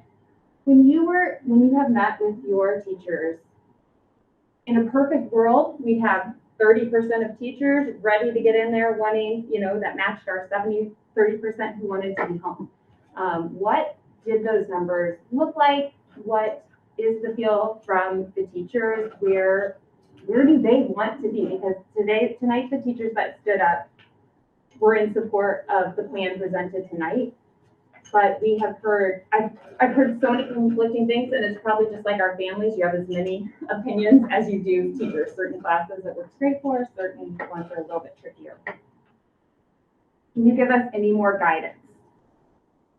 Well, I can tell you what I know, and I'll let my group jump in if I'm not there in my conversation. Yes, teachers want to be back, just like I said 2 weeks ago in the Tribune, just like I shared with you tonight. The concern is that we need to return with a solid plan. We need to return with parents understanding that coming in and out of virtual in person really messes with class lists. It's going to be hard to navigate that if we allow that fluidity between the two. If people don't commit, it changes staffing trajectory 9 days before people are supposed to begin. Last count, we needed 47 elementary virtual teachers, and we had approximately 24 elementary teachers volunteer, which means we would have a lot of teachers that would either have to volunteer or perhaps be displaced from teaching in a normal setting. I think that we've heard our parents say it's safe to go back, and it's only 0.0 whatever %. But I don't want to be that person that sends our teachers back, and that's the one person that is the 0.02%. That weighs heavy on all of us in making this decision, as I'm sure it does all of you. I think that whatever we choose, and we've talked a lot about this, and I shared this with you before, we have to do it well. And just like I said tonight, if we start and we stop, it's going to be even more difficult. And it's going to be hard to get the kids to buy into what we're doing. I think that there's fear. I know there's fear. I mean, I think we all, this board supports going back, but I think we're all a little fearful. Do we need more PPE? People are saying, do we need to wear scrubs? We're looking at our colleagues down in Greenfield who start and then they stop. And then guess what? We've talked about the sub shortage. How is that covering? Is our community going to come together and say, you know what, we're going to jump in and help you? All of those unanswered questions that are kind of helping us not to drive what we want a decision to be, I guess. And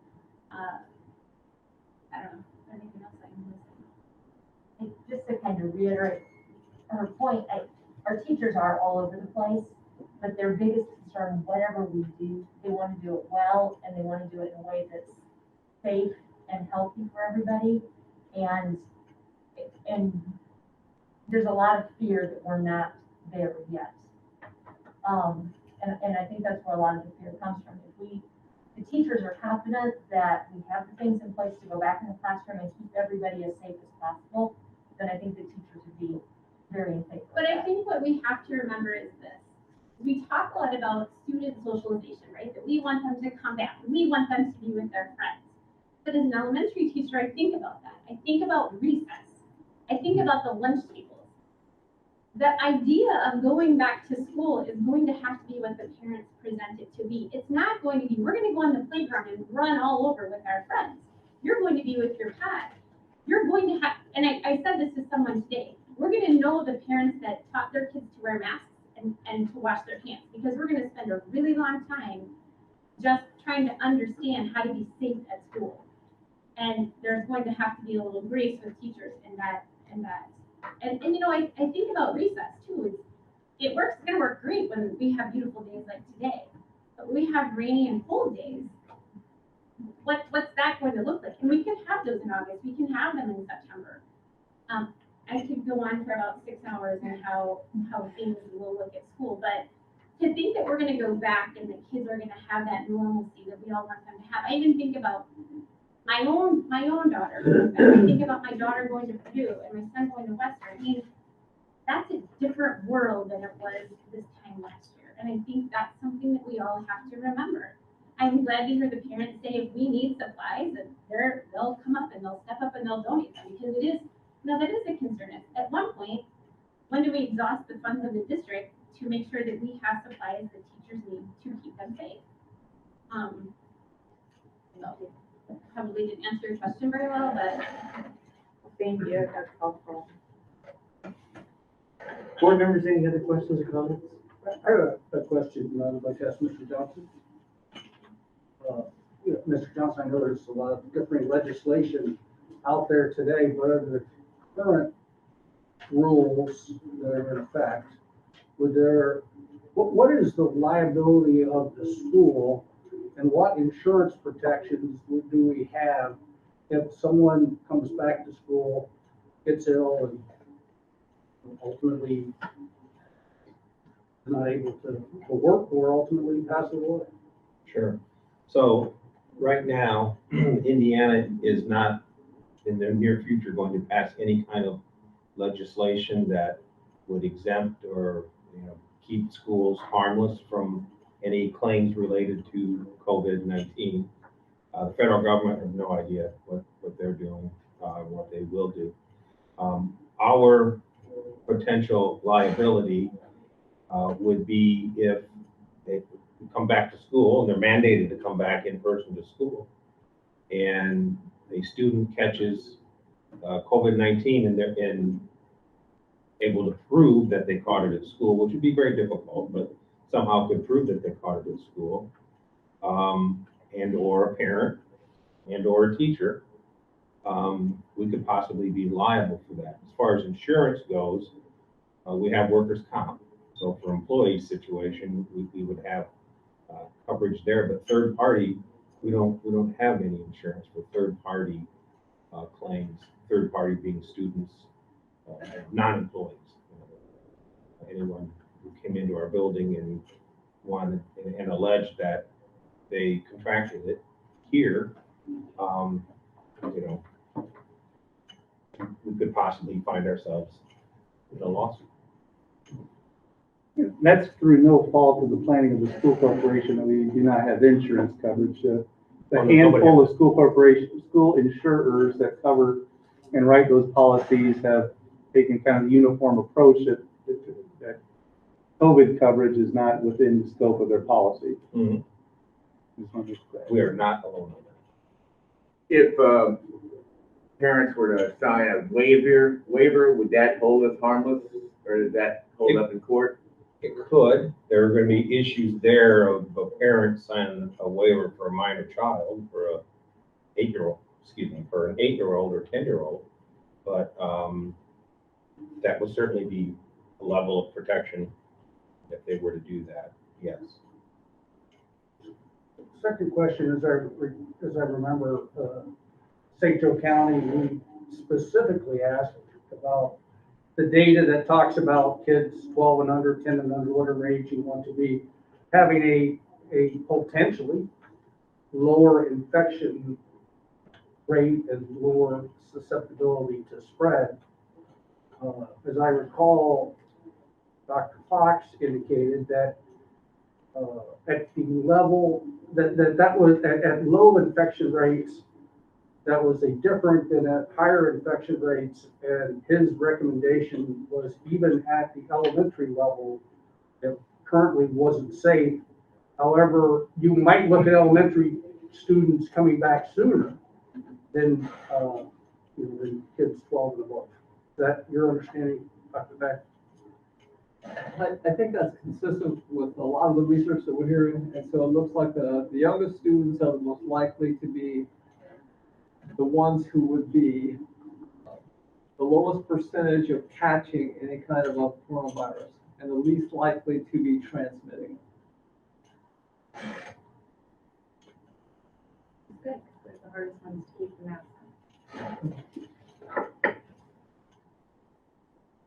on. So I think there'd be been confusion as to, there was a statement of 45 cases a day, and I think Dr. Thacker made a statement, just to clarify, as of this morning, the new cases per day in St. Joseph County on a 7-day rolling average was 47.4.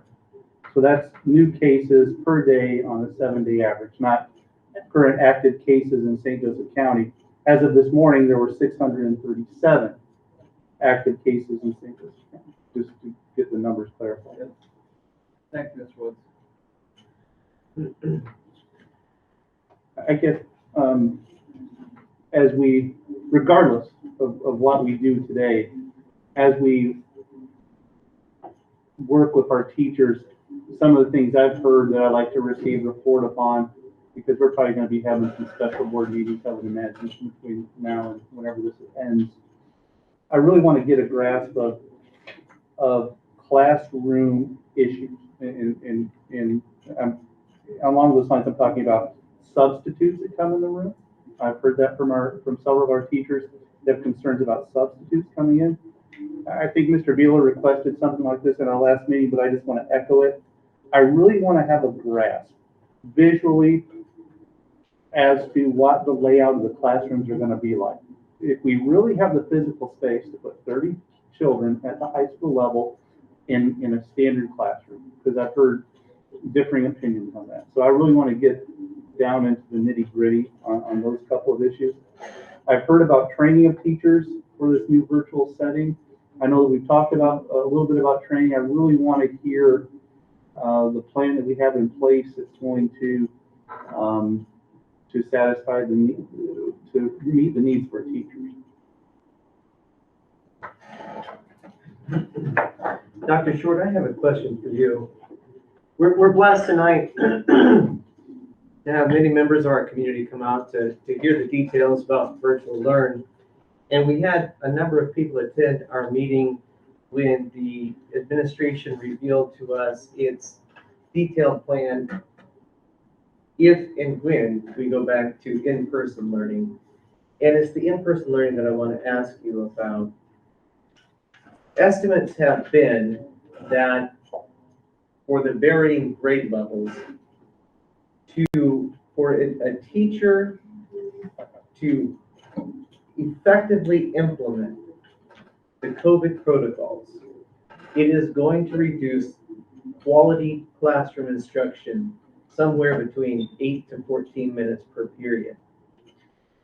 I don't know whether the 8 to 14 minutes per period reduction in classroom instruction time so that COVID protocols can be observed is accurate, inaccurate, but will you speak to the effect that following all of the protocols that are going to be necessary to ensure safety for our students and our teachers, the effect that that's going to have on the delivery of quality education time in the classroom? Sure. So your question, just to clarify, is when we have students back in person? Correct. Okay. So we're talking about the additional transition times, et cetera, so that we can maintain social distancing and additional hand washing and all of those types of things. Correct. So I believe that, that would be incumbent upon the principal and the classroom teachers to be thinking about how to streamline the instructional process. So if I am a classroom teacher and I have certain students that are, moving to, let's call it a restroom break or going to lunch, perhaps the additional time needed would then be embedded within maybe some independent work time. So that what I would do is alter my instructional sequence a bit so that when I'm doing my instruction with students, then they would start work time perhaps within 3 or 4 minutes earlier in order to allow additional transition time through the hallways, et cetera. So I think that would be something that they would be planning for on the front end. so that it does not, so that it doesn't appear to be an impact that is incremental over time. So I think we would be looking at how we utilize time a little bit differently once we have students back in the wall.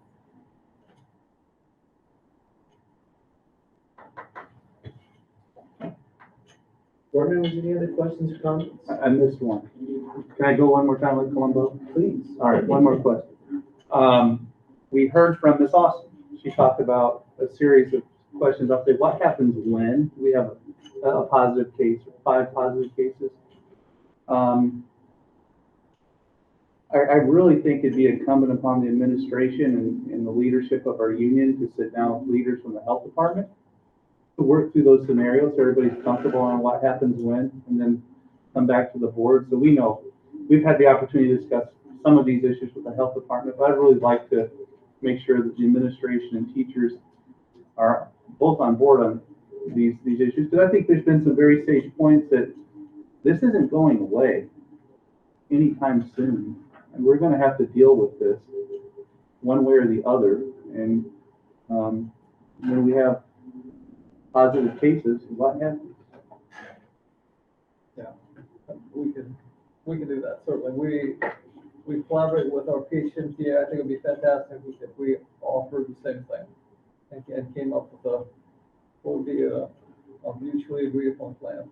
But the way I understand it, they're the folks that do the contact tracing here locally and make the initial investigation after a report from the state, and then work with the state officials on, do we shut down school? How many people do we keep out? So I think to have that meeting would be very helpful to everybody.